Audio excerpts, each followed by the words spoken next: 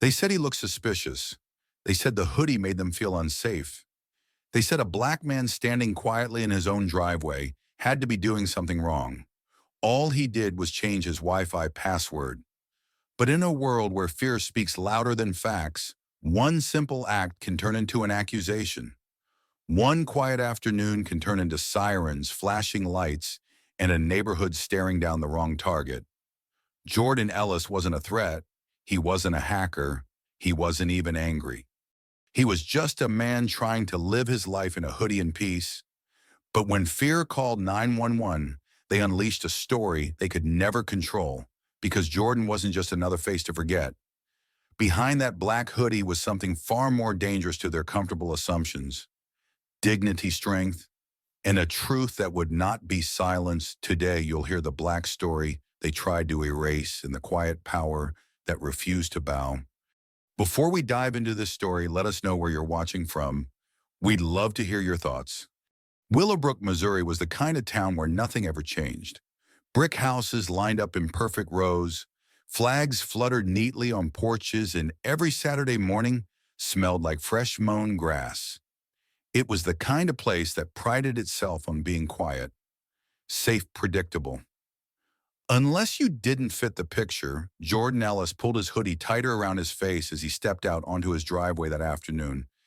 The late summer wind tugged at the hem of his sweatshirt, and the sky above was a dull, even gray. Jordan wasn't thinking about much. Not about how he looked, not about how his neighbors might see him. He was just thinking about his Wi-Fi. For the past few days, his internet connection had been spotty. Calls dropped. Streams froze. Work uploads failed halfway through. He had tried restarting the router, calling the provider, even moving the modem. Nothing helped. Today, he decided to dig deeper. Standing in his driveway for better signal, he opened the router settings on his cracked phone. That's when he spotted it, a device he didn't recognize. WillowNet 5. Jordan frowned. He lived alone. His devices were few: a laptop, a phone, a smart TV. He didn't give out his Wi-Fi password. He didn't have visitors. Someone was leeching off his network. Annoyed, he moved quickly, kicked off all unrecognized devices, reset the password to something longer, stronger, safer. It should have been just another task checked off his day. It should have ended there. Across the street, Patricia Langley watched from behind her living room curtains. She had lived in Willowbrook her entire life.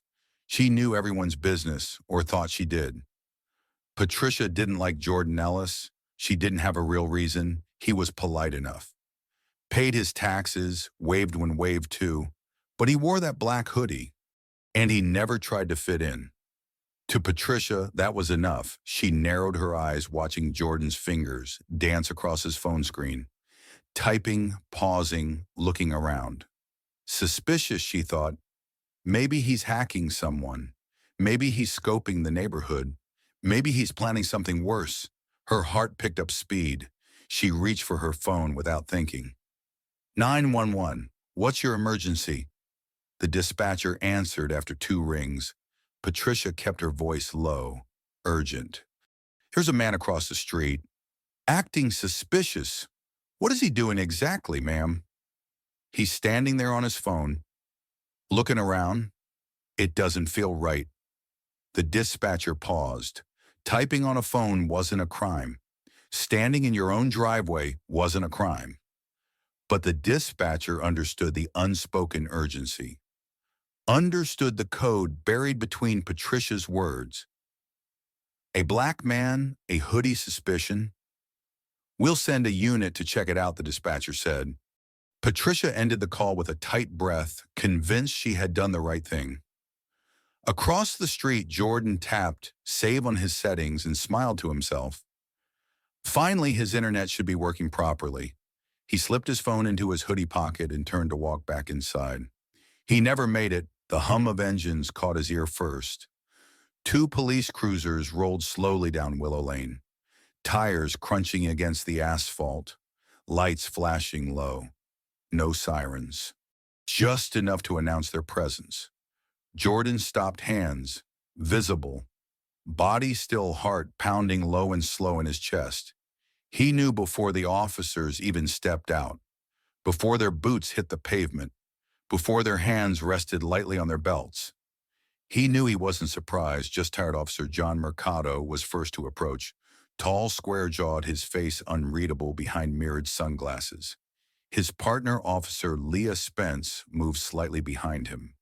Shorter, stockier, a hand resting casually near her taser, Mercado cleared his throat.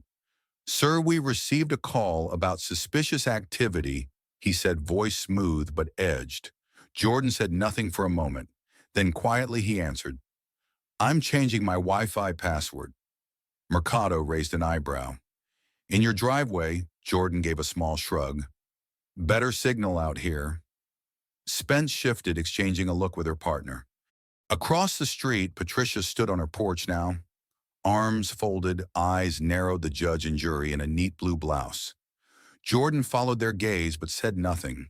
He knew better than to argue, knew better than to raise his voice, knew better than to look anything but calm, because here in Willowbrook, a black man's hoodie could be mistaken for a threat, and no amount of good manners could cover that up. Not today, not ever. Jordan kept his hands where they could see them, open and relaxed at his sides. Years of quiet warnings from his father echoed in his mind. Stay calm, stay polite, stay alive. Officer Mercado took a step closer. "Mind if we ask you a few questions?" he said. It wasn't really a question. Jordan nodded once. "Of course." Officer Mercado glanced back at Officer Spence, then turned his focus on Jordan again. "What are you doing out here?" Jordan's voice stayed level. "I was resetting my Wi-Fi. My internet's been slow. I checked my router settings. I found a device that wasn't mine. Thought I should reset the password." Mercado frowned as if the explanation was too simple to be true. Spence shifted her weight, scanning the driveway, the yard, the neatly painted front door behind Jordan. Everything looked normal, but normal didn't always win against suspicion, especially when a hoodie was involved. "Do you live here, sir?" Mercado asked, voice still professional but carrying a slight edge. Jordan blinked once. He didn't laugh. He didn't get angry. He just nodded. "Yes, officer, 3 years." Mercado tilted his head, studying him. Patricia's voice sliced through the air before anyone else could speak. "He's lying," she barked from across the street. Jordan's jaw tightened, but he stayed silent. Mercado held up a hand toward Patricia. "Ma'am, please, stay back." Patricia didn't move from her porch, but she kept shouting, "He's always lurking, always doing something shady. You need to check his phone, check his laptop. You'll find something. I know it." Jordan closed his eyes briefly, not out of fear, out of exhaustion. He had seen this play out before. He knew exactly how fast a narrative could be spun. A black man in a hoodie, typing too fast, standing too still. That was all it took for people like Patricia to think they knew the whole story. Mercado looked back at Jordan. "Sir, would you mind showing us your phone?" It wasn't a demand. Not yet, but the tension hung in the air, thick and crackling. Jordan weighed his options. He could refuse. He had every right to. But refusal would be its own kind of permission. Permission for suspicion to bloom, for fear to escalate. He sighed, pulled his phone slowly from his hoodie pocket, and unlocked it with a thumbprint. He handed it over. Mercado took the phone carefully like it might explode. Spence leaned in, studying the screen. Router settings were still open. Device lists, password, reset options. It was exactly what Jordan had said. Nothing more. Nothing less. Mercado exhaled slowly through his nose. Across the street, Patricia's face twisted in confusion, as if reality was failing to cooperate with the story she had already told herself. Spence's voice broke the silence. "Sir, do you mind if we look at the router directly? Just to confirm there's no tampering." Jordan shrugged lightly. You're welcome to check. He turned toward the house, moving with slow, deliberate steps, the officers following a few paces behind. Inside his living room was clean and simple, a small couch, a coffee table covered in graphic design books, a laptop open on the counter. The router blinked green near the television. Jordan pointed to it. There it is. Spence bent down her fingers, dancing over the device with practiced familiarity. A beat passed. Two, then she stood up, holding a small frown. Looks normal, she said. Strong encryption, standard reset. No suspicious activity. Mercado nodded. He turned to Jordan, handing the phone back. Sorry for the inconvenience, sir. We just had to respond to the call. Jordan took his phone, his fingers brushing the case lightly. No problem, officer, he said. But it was a problem. It was always a problem, and everyone in that room knew it. Back outside, Patricia was pacing her porch, arms crossed tight across her chest. When the officers approached, she started in again. Well, what did you find? I'm telling you, he's up to something. Mercado's tone stayed polite, but there was a new coolness to it. Ma'am, we found no evidence of any illegal activity. Mr. Ellis was simply working on his Wi-Fi. Patricia's mouth opened and closed like a fish out of water. But you saw a man standing in his driveway using his phone. Spence said calmly. Nothing more. Patricia flushed, red words dying in her throat.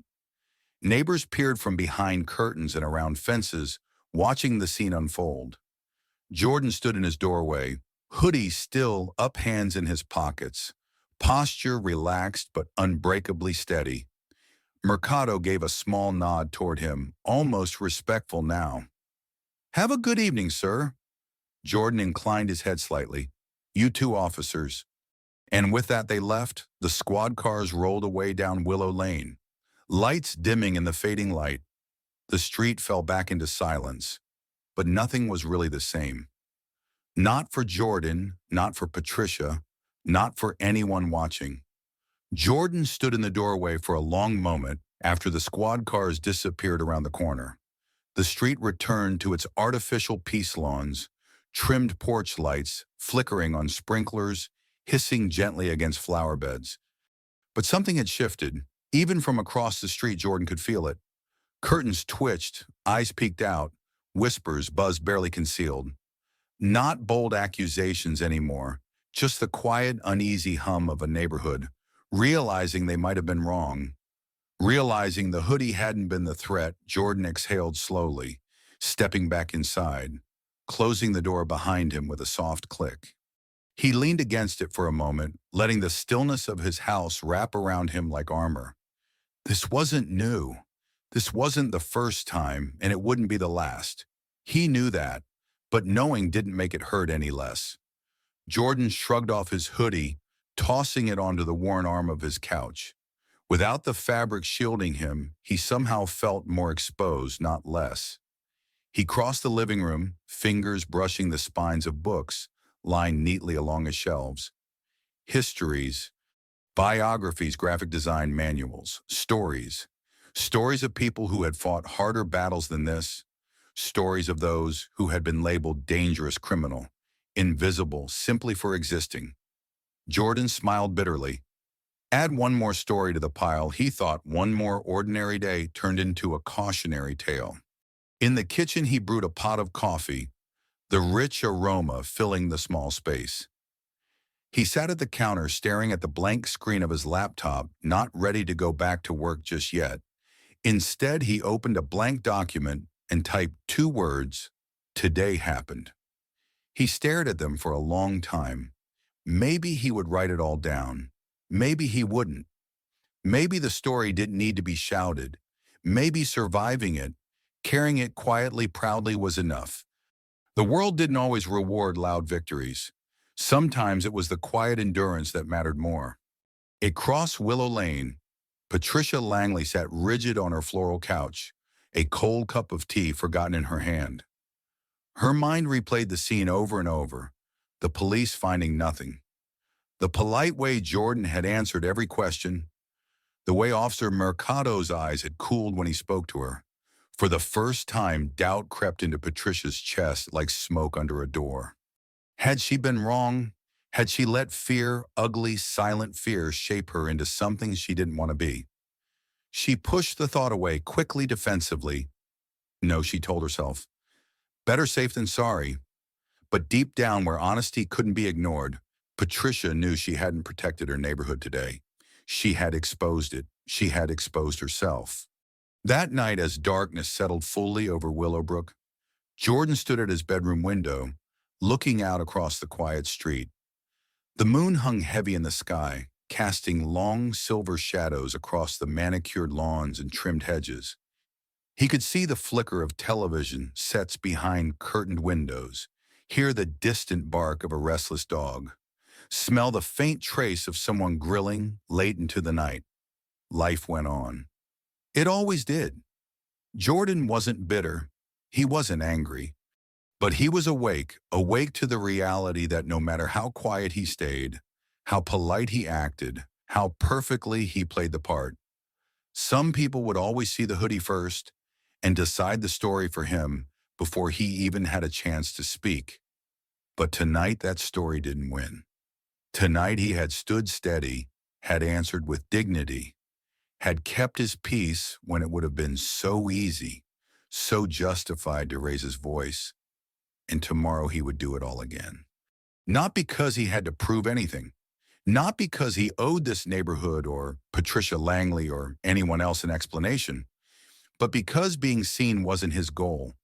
Being true to himself was. Jordan turned away from the window, pulling the curtains closed. He moved through his house, turning off lights, locking doors, setting alarms, simple rituals, acts of care, acts of ownership, acts of defiance, even if no one else saw them. In his bedroom, he paused, staring at the hoodie draped over his chair. For a moment, he considered leaving it there, letting it rest. But then with slow, deliberate hands, he picked it up, slid his arms into the sleeves, pulled the hood up over his head, not hiding, not apologizing, just living the way he always had, the way he always would. The next morning, Willowbrook woke up like it always did. Sprinklers hissed across green lawns, coffee brewed in bright kitchens, SUVs backed out of driveways in smooth practice motions. Everything looked normal, but Jordan Ellis could feel it, the shift in the air. It started small, the way Mrs. Holloway, the elderly woman 2 doors down, didn't wave when he jogged past. The way Mr. Donnelly across the street lowered his eyes when Jordan stepped onto his porch. The way Patricia Langley's trash cans were dragged back up to her garage, something her neighbor's kid usually did without asking, and today they sat untouched, as if everyone had agreed to give her space. Jordan didn't take it personally, he never did. But he noticed, because in towns like Willowbrook, silence could speak louder than anything, and today it was screaming. At the local coffee shop, the low hum of conversation faltered when Jordan pushed open the door. The bell above him chimed once, twice, sharp and clear. Heads turned, eyes flicked his way. Not openly hostile, not confrontational, just different. Measured, calculated, Jordan ordered his coffee. Black, no sugar, and took a seat by the window as he always did. He pulled out his laptop, opened a fresh project file, and tried to focus. But the buzz of whispers behind him was hard to ignore. They say he was out there all night typing into some device. I heard the cops almost caught him doing something illegal. My cousin said the police had to let him go because of some technicality. Jordan closed his eyes briefly, letting the lies drift past him like smoke. He knew how fast stories could spread, especially stories about men who wore hoodies and stayed too quiet for Willowbrook's comfort. He sipped his coffee, savoring the bitter strength. Let them talk, he thought. Let them guess. He wasn't here to explain himself, not to them, not anymore. Outside, a group of teenagers hung around the parking lot, skateboards clattering against concrete. One of them, a wiry kid with messy blonde hair and a Letterman jacket, caught sight of Jordan through the window. He leaned in, whispering something to his friends. They laughed, sharp, cruel. Jordan watched them for a moment. He remembered being that age, remembered the hunger for acceptance, the way it could twist boys into bullies before they even realized what they had become. He looked back at his laptop, work focus forward, the only directions that mattered. The first real strike came later that afternoon. Jordan stepped out to check his mailbox, a simple, forgettable routine. But today a piece of paper fluttered loose from between the grocery store flyers and utility bills. He caught it just before it hit the ground. It wasn't a letter. It wasn't a bill. It was a photocopied picture of him, blurry, obviously taken from a distance. He stood in his driveway, hoodie up, phone in hand. Underneath the photo, in big block letters, someone had scrawled, "Watch your neighbor, protect your street." Jordan stared at the paper for a long moment. The corners of it curled slightly in the breeze. He turned it over, blank on the back. No signature, no name, just fear, wrapped in anonymity. He folded the paper carefully, tucking it into his back pocket. Then he continued checking his mail business as usual. Bills, coupons, a political flyer. The world turning, pretending nothing had changed. That night, Jordan sat at his kitchen table under the soft hum of the overhead light. The flyer sat in front of him, unfolded. He traced the photo lightly with one finger. It wasn't the worst thing that had ever happened to him, not even close, but it stung. Not because he feared the people behind it, but because deep down he had once hoped Willowbrook could be different. Better, safer. Maybe he had been wrong. Maybe it didn't matter. He pulled out his journal, the thick leather-bound one he saved for nights like this, and wrote, Day 1. The first strike came quiet. Not a brick through a window. Not a shout in the street. Just a whisper wrapped in paper. But a whisper can still cut deep. He closed the journal, setting it aside. He wasn't angry. Not yet. Anger was easy. Anger was what they expected. Jordan Ellis wasn't here to give them what they expected. He was here to endure, to outlast, to walk on. Hoodie up, head high. And when the next strike came, because he knew it would, he would be ready. The next few days in Willowbrook were a study in slow erosion. Jordan Ellis noticed it everywhere he went. At the grocery store, the cashier, who used to smile and chat about weather, barely met his eyes now, rushing through the transaction like handling a problem instead of a customer. At the gas station, a man filling up his truck glanced at Jordan, pulled his child closer, and turned his back. At the post office, a clerk accidentally misplaced his package, making him wait in line twice while everyone else breezed through tiny things. Small enough to be deniable. Small enough that if he spoke up, someone would say he was imagining it. Jordan said nothing. He just tucked each moment away like tally marks on an invisible scoreboard. He wasn't imagining anything. Willowbrook was speaking loud and clear, and it wasn't finished yet. The next strike came not in the form of a flyer, but in a whisper campaign. It started with Patricia Langley naturally. She made sure to drop just the right comments at just the right gatherings. Neighborhood watch meetings, PTA potlucks, Sunday after service chats outside the church. I'm not saying he's dangerous, she would say, voice dripping with faux concern. But better safe than sorry. Others chimed in, emboldened by her lead. I mean, why would someone stand outside typing like that anyway? And that hoodie, it's not exactly the look of someone who wants to be friendly. Little by little, Jordan's name morphed into something else. Not Jordan Ellis, graphic designer. Not Jordan Ellis, quiet neighbor. Just that guy. The hoodie, the suspicious one. The black story they wrote without ever letting him speak. One morning, Jordan's doorbell rang. He wasn't expecting anyone. When he opened the door, no one was there. Just a box plane, unmarked. He looked up and down the street, nothing. No cars idling suspiciously, no footsteps retreating, just stillness. He brought the box inside carefully, sat it on the kitchen counter, stared at it for a moment, then cautiously he opened it. Inside, neatly folded, was a hoodie, black identical to the one he always wore. And taped across the chest in bright red duct tape were 3 words, all caps, "Move or else." Jordan stood there for a long time looking down at the box. No fear, no rage, just disappointment. He ran a hand over his hair, breathing slowly through his nose. Another message, another threat dressed up in cowardice. He folded the hoodie back into the box, closed the flaps, and set it on the floor beside the trash. He wasn't moving, he wasn't leaving. Not for Patricia Langley, not for her whispers, not for anyone. Jordan Ellis was staying right where he belonged. Later that afternoon, Jordan took a slow walk through the neighborhood, not skulking, not sneaking, just walking. Hoodie up, head high, he passed manicured lawns, stone driveways, flower beds trimmed with military precision.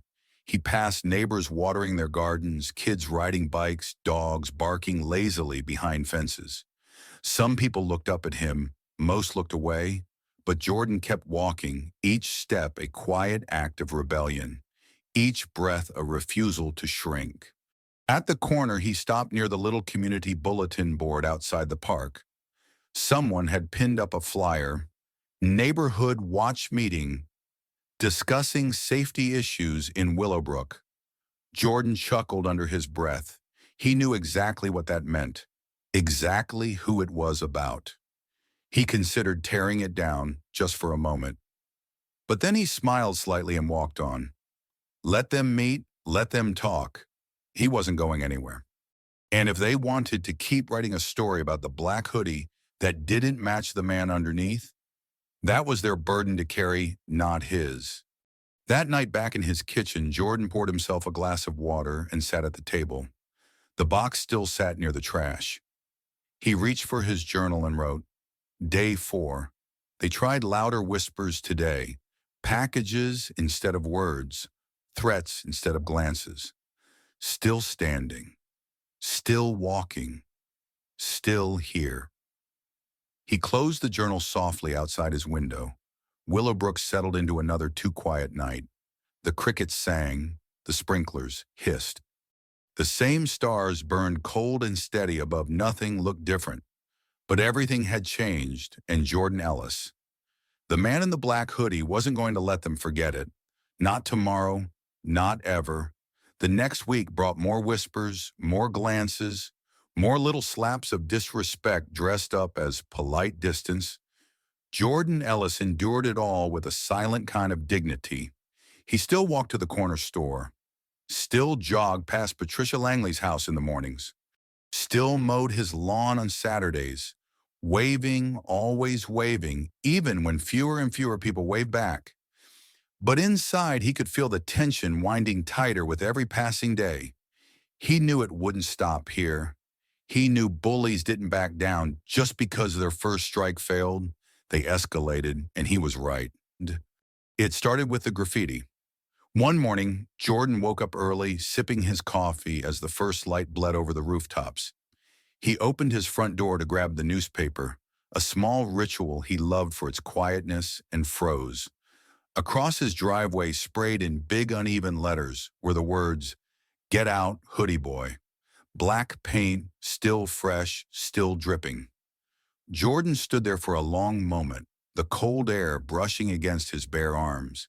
He could smell the paint, sharp, acrid, and he could almost feel the smug satisfaction of whoever had stood here just hours ago, shaking a can, thinking themselves brave in the dark. Jordan didn't call the police. He didn't post about it online.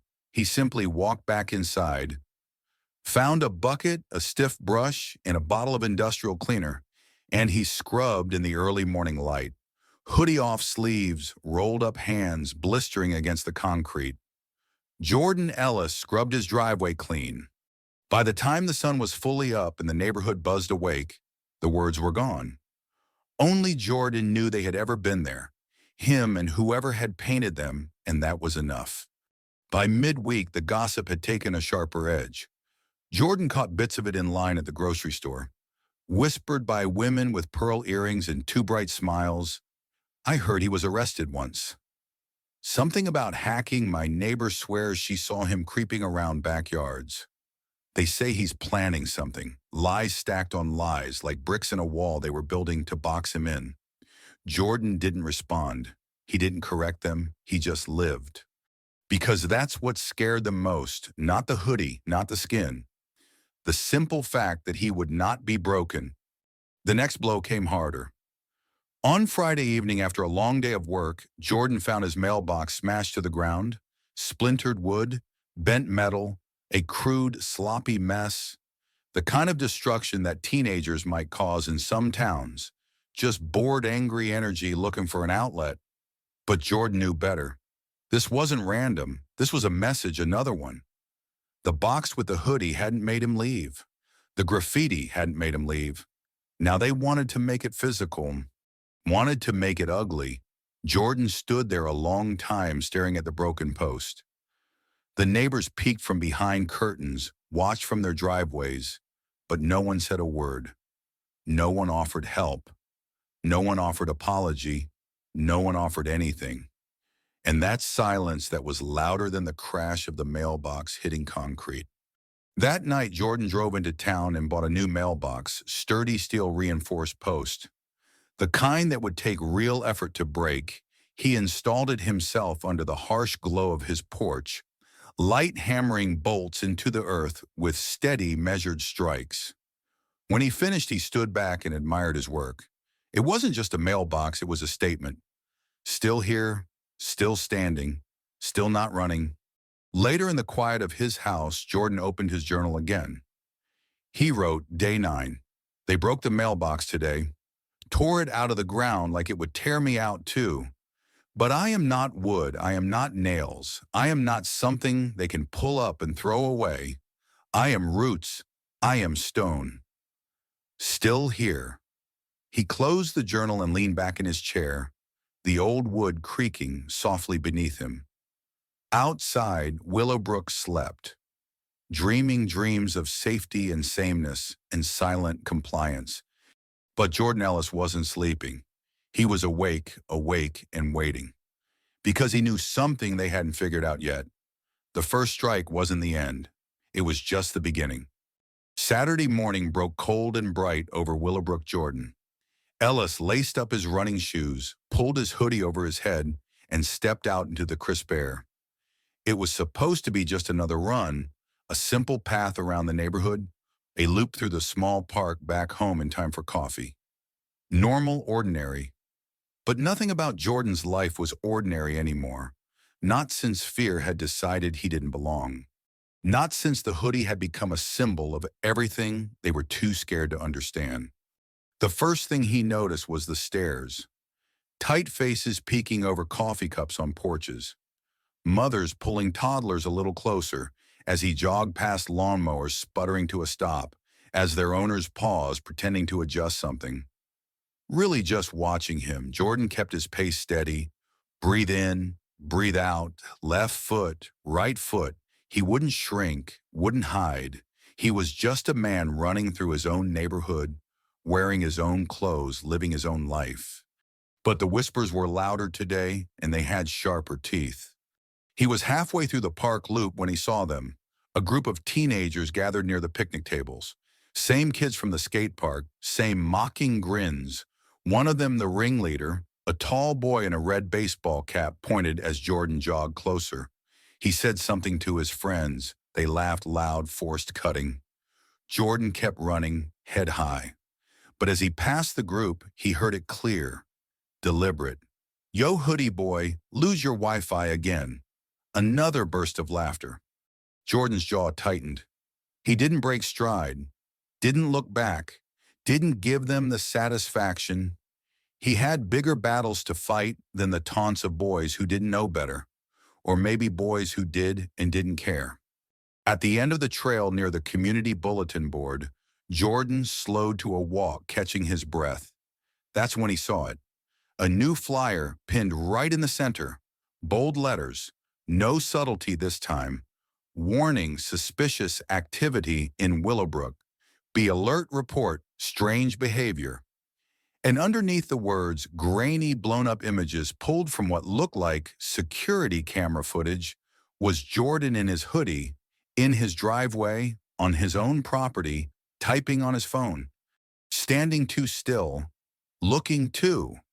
Other Jordan stared at the flyer for a long moment. The photos made him look sinister somehow, even though he had done nothing wrong. Context stripped away, narrative twisted, fear weaponized. He pulled the flyer down slowly, folding it into a tight square. It wasn't anger that burned in his chest. It was something colder, something heavier. The slow, crushing realization that no amount of politeness, no amount of neighborly nods would ever rewrite the story they had chosen to believe about him. Not as long as he wore this skin, not as long as he wore this hoodie. He walked home slowly, the flyer heavy in his pocket. The streets felt different now, smaller, tighter. Like walls were closing in, and the worst part, nobody said a word. Not the woman watering her flowers who saw him take down the flyer. Not the man fixing his mailbox who gave a tight, uneasy nod. But nothing more. They all knew, they had all seen, and they chose silence because silence cost nothing. Speaking up that would have cost them something. And Willowbrook didn't like paying those kinds of prices. Jordan reached his house and climbed the front steps. He paused at the door looking out across the street. Patricia Langley stood in her window, arms crossed, watching him with a tight, satisfied smile. Jordan met her gaze without flinching. He saw no shame there, no regret, only the smug triumph of someone who thought they had won, someone who thought humiliation was enough to break him. Jordan opened his door, stepped inside, and closed it quietly behind him. He leaned against it for a long moment, breathing deep. He pulled the flyer from his pocket, smoothed it out on the kitchen table, and stared at it. This wasn't just about him anymore. This was bigger. This was every whispered fear, every closed door, every lowered voice. This was the story they were trying to write for him. But Jordan Ellis wasn't done writing his own story yet. Not by a long shot. Sunday morning brought a new kind of chill to Willowbrook. The sky hung heavy in gray clouds, pressing low over the rooftops like a lid about to snap shut. Jordan Ellis sat on his front porch, a steaming mug of coffee balanced between his palms. He wore the hoodie again, not out of stubbornness, not to provoke, just because it was his and that in this town was rebellion enough. Across the street, Patricia Langley bustled onto her lawn, carrying a folding table and a stack of flyers. Jordan watched, sipping his coffee slowly. Other neighbors began to appear, men with neatly trimmed beards, women in jogging suits, teenagers trailing behind, rolling their eyes. Patricia set up the table right in the center of her yard, facing the street like a stage. She spread out the flyers, carefully weighing down the corners with rocks. Even from his porch, Jordan could see his own blurry face printed again and again. That same photo, that same fear. A banner fluttered in the weak breeze above the table. Community Safety Information. Day Jordan almost laughed. Almost instead, he stood up slowly, setting his coffee aside. He pulled his hood up, tucked his hands into his pockets, and walked down the steps. Not toward Patricia's circus, not toward confrontation, just toward the sidewalk. He had a right to walk his own street. He had a right to exist, and he would not let them take even that from him. As he approached, the crowd grew louder. Someone muttered under their breath, "There he is." A woman clutched her purse tighter. Children were pulled closer by invisible tethers of parental fear. Jordan kept walking even as he felt the eyes on him, like stones pressing into his back.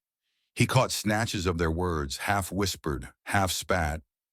"Keep your kids inside, should have moved out already. Doesn't belong here." Each word sharpened the blade they were trying to drive into him. But Jordan didn't break stride, didn't flinch, didn't stoop. At the corner of Willow Lane, he turned. The small grocery store stood at the end of the block, its parking lot half full of Sunday shoppers. Jordan headed that way, boots scuffing lightly against the pavement. The hum of the crowd faded behind him, but their stares clung like burrs. Inside the store, it wasn't much better. The cashier froze when he walked in. The woman's stocking shelves flinched when he reached for a box of cereal. Even the old man who usually tipped his hat muttered something and turned away. Jordan didn't blame them. Not really fear was a powerful thing, and in Willowbrook, it was easier to believe the worst about a man in a hoodie than to admit you didn't know him at all. At the checkout line, Jordan placed his items down: cereal, milk, bread, coffee. Normal things for a normal life. The teenage cashier, a skinny kid with acne and shaky hands, avoided Jordan's gaze as he scanned the items. "That'll be 2,380, I'm sure," he mumbled. Jordan handed over a 20 and a 5, the bills crisp and clean. He waited for his change and waited and waited. Finally, the boy shoved the coins into Jordan's hand without counting, without speaking, without looking up. Jordan tucked the change into his pocket and gathered his bag. As he turned to leave, he heard it, a hissed whisper from a woman behind him in line. "I hope they kick him out." Jordan paused at the door, not because he was angry, but because he knew if he didn't turn around now, if he didn't meet their eyes, he would be giving them what they wanted. So he turned slowly, deliberately, and he looked at every single person in that store. Not with rage, not with violence, but with something much stronger: pride, dignity, unbreakable calm. Then he pushed open the door and walked out into the gray morning, the bell chiming softly behind him. The sidewalk felt colder under his boots, the air sharper in his lungs, but Jordan kept walking, each step a refusal, each breath a rebellion, each glance over his shoulder an unspoken vow. "You will not define me. You will not erase me. Not today, not ever." When he reached his house, he found another surprise waiting, taped to his front door this time. A large white poster board, spray-painted in angry red letters. "Move out, or else." Jordan peeled it down without a word, folded it carefully, carried it inside. He placed it with the flyer from the park, the hoodie from the box, the photograph from his driveway. Artifacts of a war he hadn't asked for, evidence of a battle they thought he would lose. Jordan sat at his kitchen table, pulled out his journal, and wrote, Day 10. Today they tried to shame me in the open, tried to drown me in their stares, their whispers, their silence. But silence doesn't bury a man like me. It only feeds the fire burning steady inside. He closed the journal. Outside, Willowbrook buzzed and murmured and judged. Inside, Jordan Ellis grew stronger. Sunday night fell hard over Willowbrook. The streets emptied, early porch lights flickering on like silent beacons. Families locked their doors, drew their curtains, and huddled inside their living rooms, pretending the day had been normal, but it hadn't been normal. Not for Jordan Ellis, and whether they admitted it or not for them either. Jordan sat alone at his kitchen table, a single lamp casting a warm pool of light across the scattered papers. The poster, the flyers, the threats, artifacts of fear.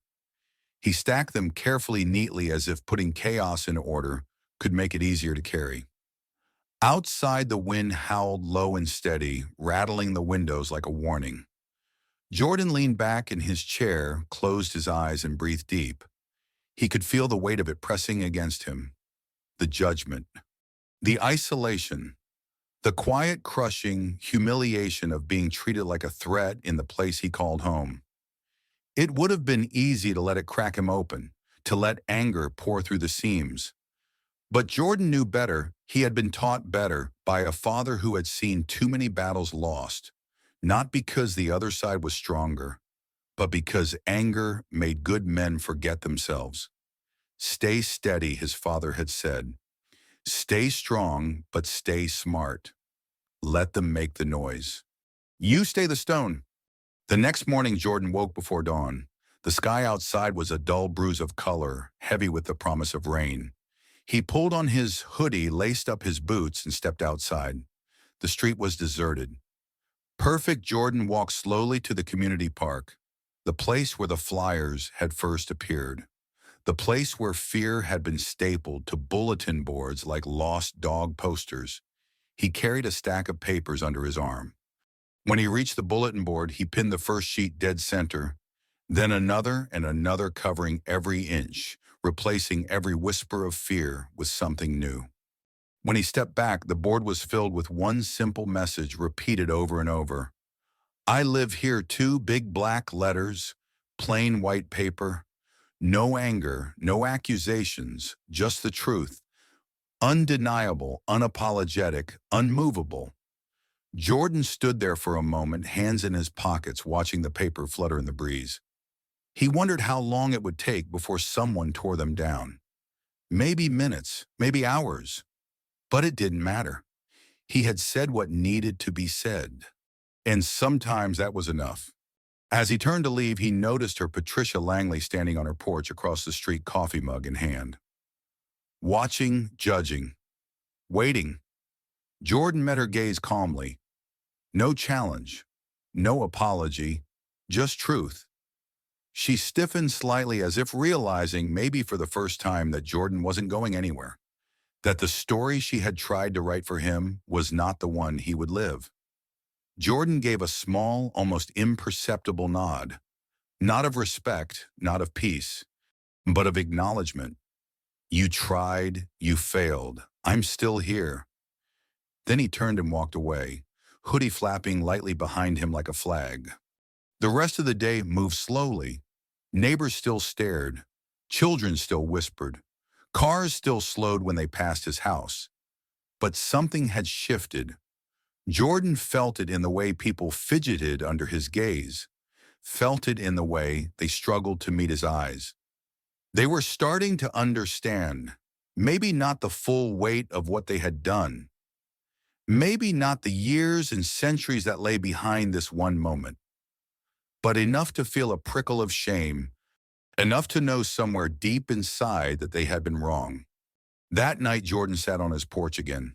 No coffee this time, no book, just the cool night air and the sound of the crickets weaving songs between the houses. He thought about everything that had happened, the flyers, the threats, the humiliation, and he realized something. They had tried to tear him down in front of everyone, had tried to strip him bare with whispers and stares and silence, but he was still standing, still breathing, still writing his own story, and not a single one of them could change that. Not with paper, not with paint, not with fear. Jordan smiled to himself, the night wrapping around him like a cloak. Let them whisper, let them watch. He would walk this street tomorrow and the next day and the next, until the whispers ran out of breath, until the lies lost their power, until the black hoodie they feared became the black story they could never erase. Monday came with a heaviness that Jordan Ellis could feel in his bones. It wasn't just the weather, though. The sky was a dull sheet of iron, and the air tasted like rain. It was something else, something slower, something meaner. The way the air shifted when a storm was about to hit. He had just finished his second cup of coffee when the knock came. Not a neighborly tap, not a polite rapping, a pounding, heavy, urgent, demanding. Jordan opened the door to find two police officers standing on his porch. Not the same ones from before. New faces, new uniforms, but the same tired suspicion lingering in their eyes. Jordan Ellis, the taller one, asked voice. Clipped, Jordan nodded slowly. Yes, sir. We need to ask you a few questions. Mind if we come in? Jordan stepped aside without a word, letting them into the small, clean living room. The officers didn't sit, didn't remove their sunglasses, didn't even soften their posture. They stood there stiff and bristling with authority, like they were preparing for a confrontation that hadn't even happened yet. We received a report, the taller officer said, flipping open a small notepad. Someone filed a formal complaint. Allegations of harassment, suspicious behavior, unauthorized surveillance. Jordan blinked once. Surveillance, he repeated, voice even. The officer didn't flinch. According to the report, you've been seen taking photos of houses, recording residents, harassing children at the park. The words hit like stones. Heavy, false, dangerous. Jordan exhaled slowly, forcing his heartbeat to stay steady. I haven't taken any photos, he said calmly. I don't harass anyone. I walk, I run, I mind my business. The officers exchanged a glance. Jordan could feel it, the calculation happening behind those mirrored lenses. Was he lying? Was he a threat? Was he another problem that needed handling? Do you mind if we take a look at your phone? The second officer asked. It was phrased like a question. It wasn't. Jordan hesitated. Not because he had anything to hide, but because he knew how thin the line was. One wrong move, one wrong word, and everything could spiral. He pulled out his phone, unlocked it, and handed it over. The officer thumbed through his gallery, his email, his messages. Jordan stood silently, hands loose at his sides, fighting the urge to clench his fists, fighting the old anger rising in his chest like bile. They would find nothing because there was nothing to find. After a long, heavy silence, the officer handed the phone back. Nothing unusual, he admitted almost reluctantly. Jordan tucked the phone into his pocket, locking eyes with him. Of course not. Jordan said, his voice didn't rise, didn't shake, didn't give them what they were looking for. Just calm, just stone. The taller officer cleared his throat. Still, we advise you to be careful. Neighbors are on edge. Jordan smiled then. Small, tight. You mean they're afraid, he said. Neither officer responded. They didn't have to. The silence said enough. After they left, Jordan stood on his porch for a long time, staring down Willow Lane. The street looked the same. Perfect lawns, trimmed hedges, SUVs gleaming in driveways. But it wasn't the same. Not anymore. Fear had crossed a line today. It wasn't just whispers and flyers. Now it was official reports, police visits, accusations written down and filed somewhere under his name. A stain that wouldn't wash out easily, a mark that could follow him wherever he went. Jordan leaned against the porch railing, the wood cool and rough against his palms. He thought about moving. For the first time, he let the thought sit there for a moment. Would it be easier? Would it be safer? Somewhere else, somewhere quieter. Somewhere he could just be Jordan. Not a threat, not a target, not a black man in a hoodie carrying other people's fears. But the thought didn't take root, didn't grow, because Jordan knew something deeper than fear, knew something stronger than shame. This was his home. He had built a life here, brick by brick, step by step, and no whisper campaign, no cowardly threats, no false police reports were going to take that away. Not without a fight, not without a story written in his own voice, not theirs. His Jordan turned and walked back inside, closing the door behind him with a quiet finality. Tomorrow he would wake up, he would lace his boots, he would pull on his hoodie, and he would walk Willow Lane again. No matter how many eyes watched, no matter how many lies they whispered, because the line had been crossed. And Jordan Ellis had just decided something important. He wasn't crossing it back Tuesday morning. Willowbrook wore its tension like a second skin. The air was too still, the smiles too tight, the greetings too forced. Jordan Ellis could feel it before he even stepped off his porch. Something was building, something ugly, and it was coming for him. He made his usual rounds that day, a trip to the corner store, a jog through the park, refusing to change his patterns, refusing to let them push him into the shadows. At the grocery store, the stares sharpened. Two older men by the magazine rack stopped talking when he passed, their eyes sliding over him like he was a problem they didn't know how to solve. At the post office, a woman clutched her package tighter to her chest, stepping back like Jordan was radioactive. He kept his head up, kept his shoulders squared. Let them look, let them judge. He wasn't here to make them comfortable, he was here to live. And sometimes that was the loudest rebellion of all. It wasn't until late afternoon that the next strike came. Jordan was sorting through a stack of client invoices when his phone buzzed. An unknown number. He almost ignored it. Almost, but some tight pull in his gut made him answer. Hello. There was a pause on the line. Then a voice cold distorted through some kind of masking app spat three words. You're being watched. Then the line went dead. Jordan stood frozen, phone still pressed to his ear, even after the dial tone buzzed in his ear. Outside his window, the street looked normal. Ordinary, safe. But the call shifted everything. This wasn't about rumors anymore. This wasn't about flyers or sideways glances. This was direct, personal threatening. Jordan set his phone down carefully. He didn't panic. Didn't call the police. He knew better than to expect help from the same system that had already shown where it stood. Instead, he pulled out a notebook, a habit he had learned from his mother, who taught him that writing things down made them real, made them manageable.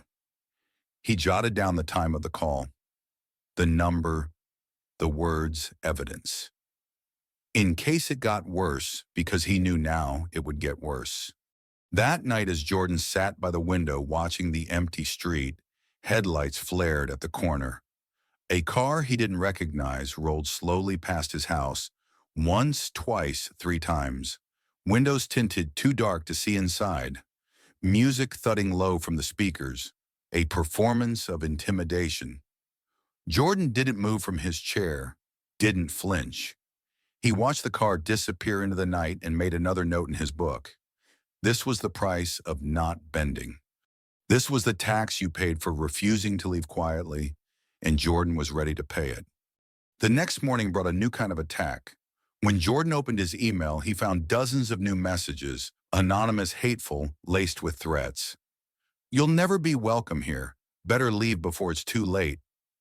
We're watching Hoodie Boy Jordan deleted each one without reading too deeply. He refused to carry their poison with him, refused to let their fear become his own. He answered client emails instead. Submitted 2 design projects ahead of deadline. Made himself a big breakfast and ate it slowly because living well was its own kind of victory, because dignity was louder than any hate mail.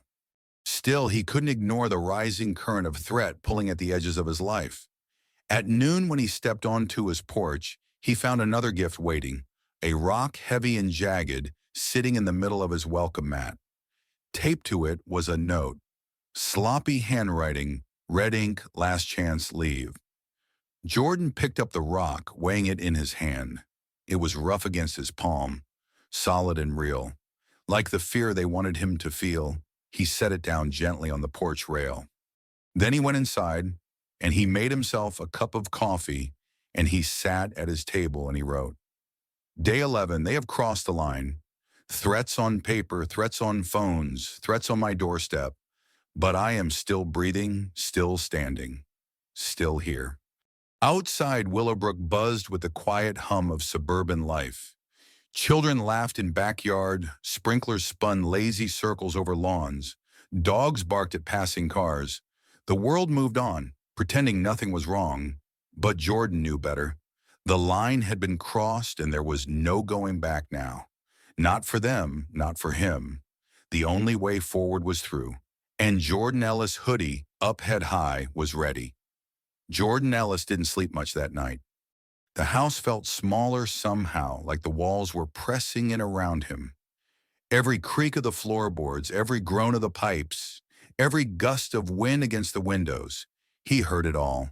But he didn't move, didn't turn on lights, didn't call anyone. He just sat in the dark, hoodie, pulled tight around him, waiting, listening, breathing, still here. By dawn, the street outside was still and silent. Jordan brewed his coffee, slowly, methodically, grounding himself in the small rituals that no one could take from him. The smell of the beans, the warmth of the mug in his hands, the first bitter sip. Simple things, real things, things that mattered more than the hate swirling around him. It wasn't long before the next hit came around 8 a.m. as Jordan pulled weeds from the edge of his front yard. A black SUV rolled slowly down Willow Lane. It paused directly in front of his house. The windows were tinted so dark that the vehicle looked like a moving shadow. Jordan stood up straight, wiping dirt from his hands onto his jeans. The SUV idled for a long, heavy moment. Then, without warning, a figure leaned out of the passenger window and hurled something onto his lawn. A plastic bag. Jordan didn't flinch, didn't shout. He watched as the SUV peeled away tires, squealing against the pavement. Then he walked calmly across the yard and picked up the bag. It was filled with garbage, rotting food, old newspapers, broken glass, and taped to the outside a single word written in thick black marker: infected. Jordan stared at the bag for a long time, not because he was surprised, but because of what it meant. They didn't just want him uncomfortable now. They wanted him dehumanized. They wanted him erased. Jordan carried the bag to the trash bin without a word, tossed it in, closed the lid. Done. Inside the house, he opened his journal again. Day 12. They crossed another line today, from fear to hate, from whispers to filth. But they don't understand. You can't dirty what you can't reach. You can throw garbage at a man. You can't touch his soul. He closed the journal carefully, setting it aside. The words were armor now, and he needed every piece.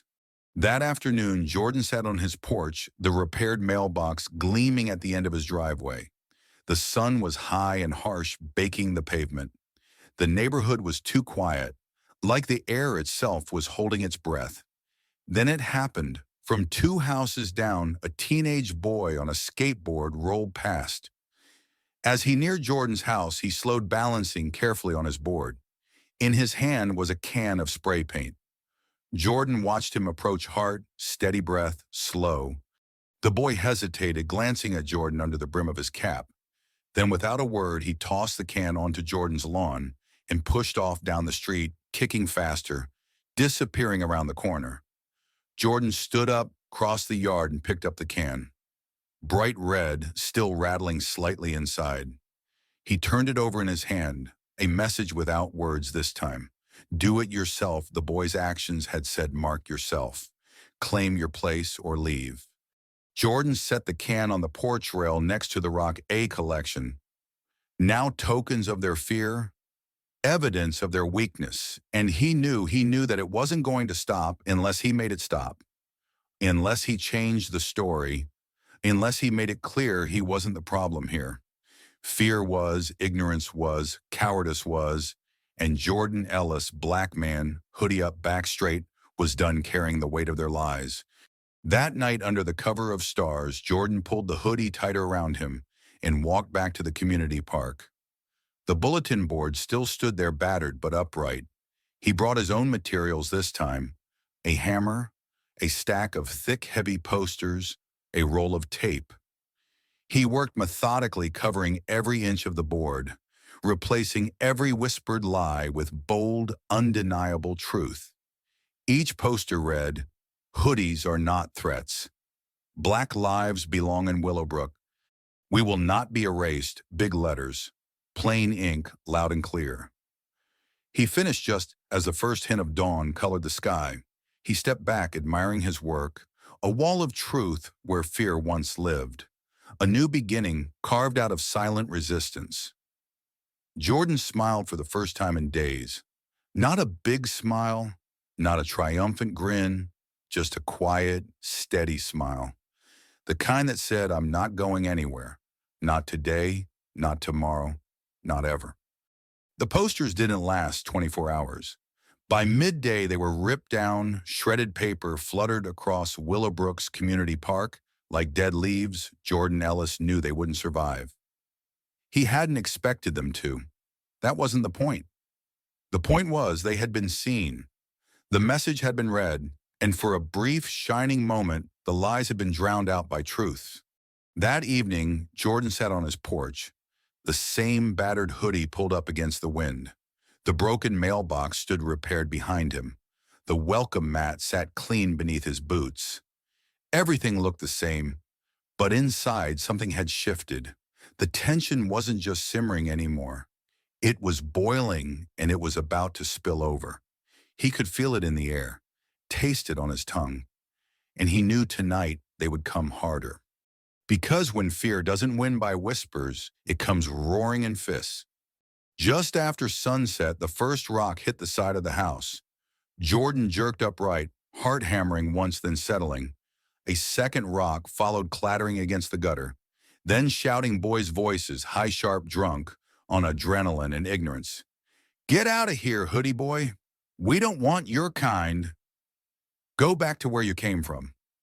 Jordan stayed where he was, motionless, steady. The porch light buzzed overhead, throwing a small halo around him. He didn't flinch, didn't rise to meet them, didn't give them what they wanted. Not fear, not anger, not retreat, just silence, just stone. More rocks, a bottle shattering somewhere near the side fence. Laughter, ugly and mean.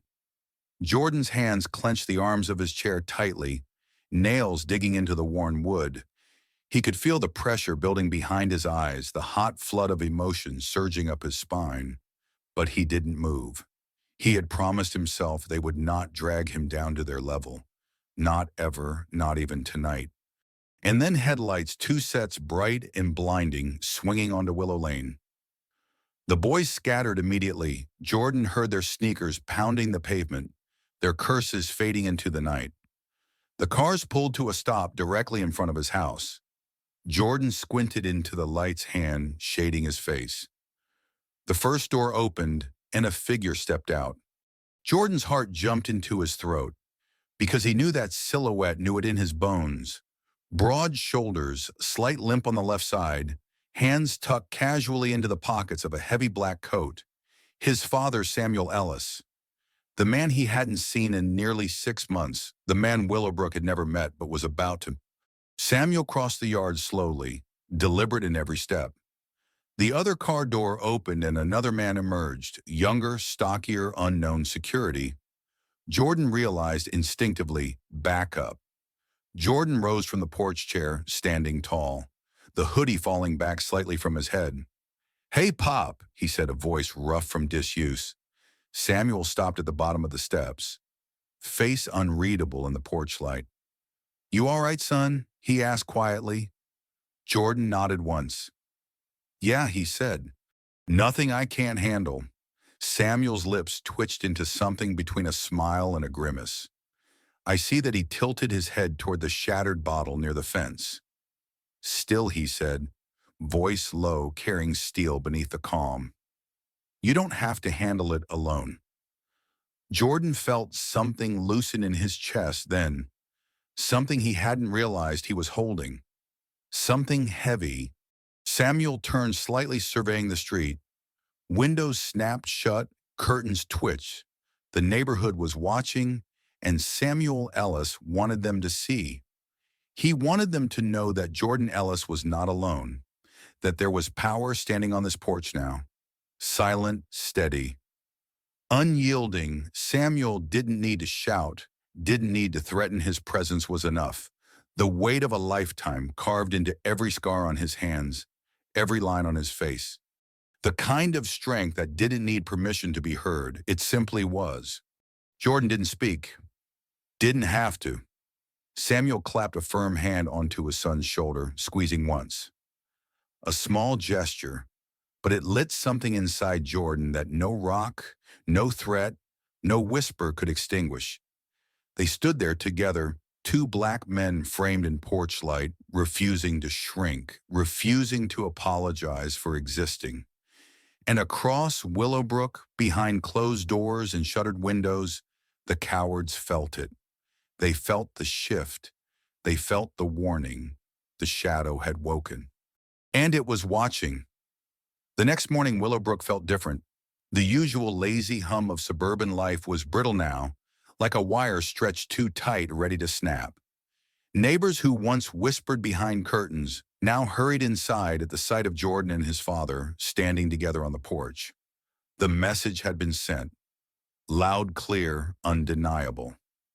Samuel Ellis was here, and he wasn't leaving. Over coffee, Samuel laid it out plain.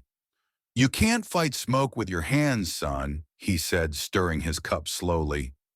You don't chase cowards, you corner them. Jordan listened quietly, elbows resting on the kitchen table, hoodie pushed back from his face. He had spent so long weathering the storm alone, carrying it all in silence.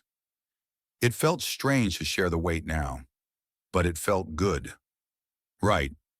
Samuel outlined a plan, simple, efficient, cold in its precision. "We're not going after them," he said. "We're going after the truth." Jordan frowned slightly. How Samuel smiled grimly. "You'll see." That afternoon, Samuel got to work. He made calls, not to the police, not to lawyers. He called contacts, old friends, men and women who owed him favors, not from kindness, but from history. Within hours, a quiet storm began brewing around Willowbrook. A security firm rolled in unmarked vans, installing cameras around Jordan's property. High-resolution motion sensors, real-time feeds to encrypted cloud storage.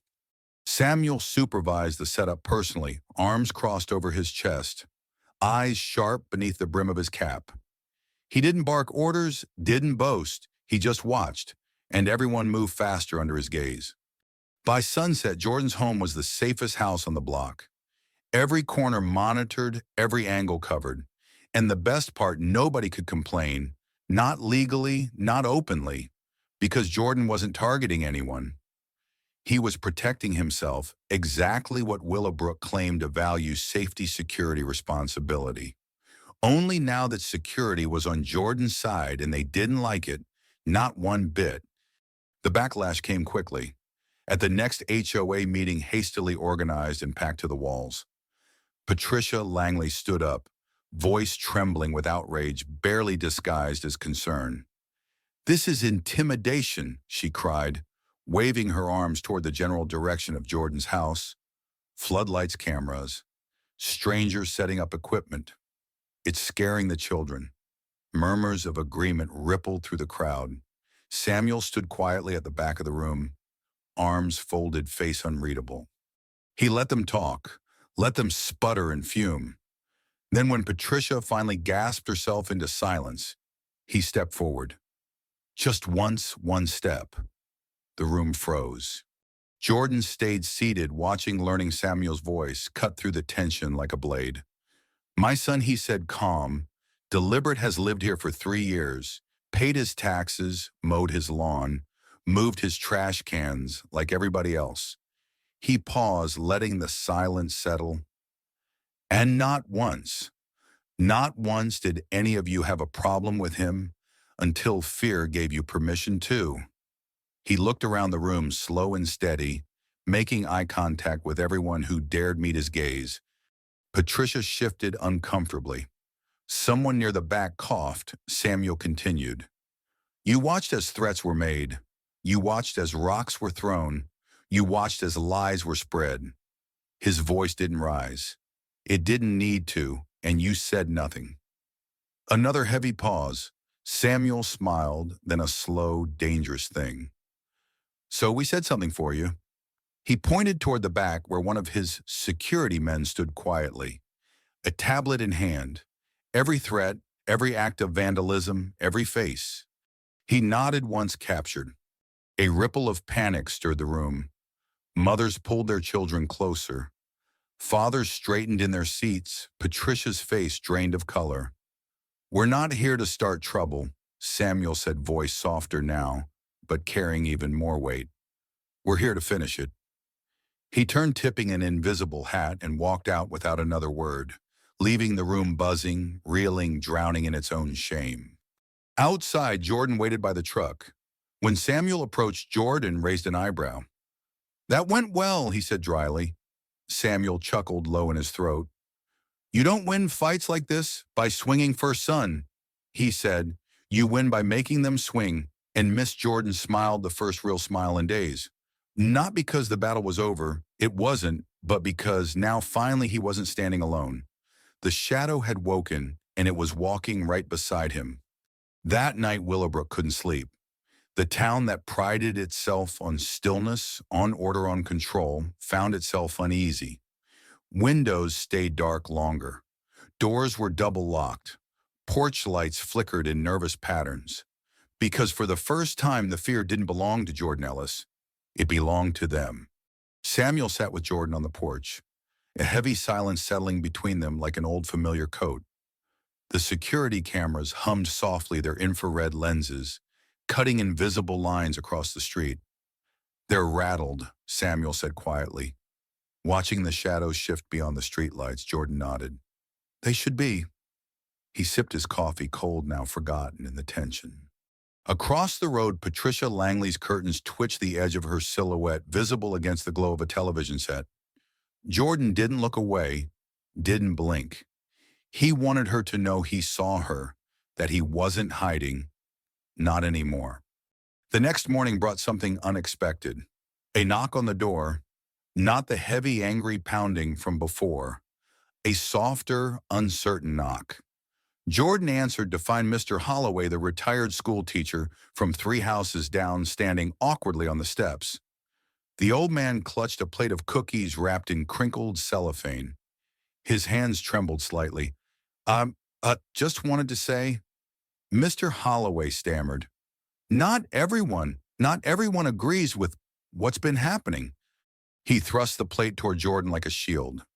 Jordan accepted it slowly. "Thanks," he said. Simple, plain. No promises, no handshakes. Just a small gesture offered in the face of a larger wrong. Throughout the day, more came little signs. A wave from a mother pushing a stroller, a hesitant smile from a teenager walking a dog, a thumbs up from a delivery driver passing by, small cracks appearing in the wall of hate and fear, tiny fractures. But real Jordan didn't trust it yet, didn't believe the tide had turned. Not fully, but he saw it for what it was. The beginning of something. Maybe guilt, maybe shame, maybe the slow, painful start of understanding. Samuel watched it all with a wary eye. "Don't mistake silence for consent, son," he said. "Sometimes people stay quiet because they're scared. Sometimes because they're guilty." Jordan nodded, weighing the words carefully. "But sometimes," Samuel added after a pause, "quiet is the first sound of change." Jordan thought about that long after the sun dipped behind the rooftops. That evening, the Ellis men took a walk side by side, hoodies up, heads high.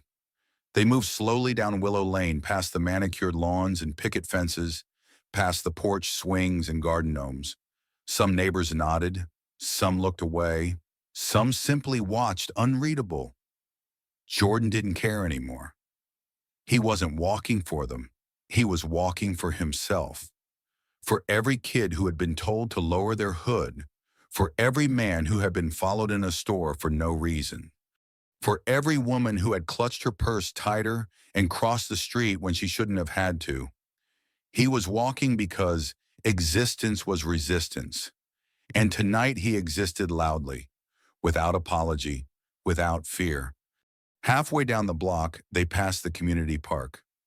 The bulletin board stood empty now, every last scrap of truth torn down.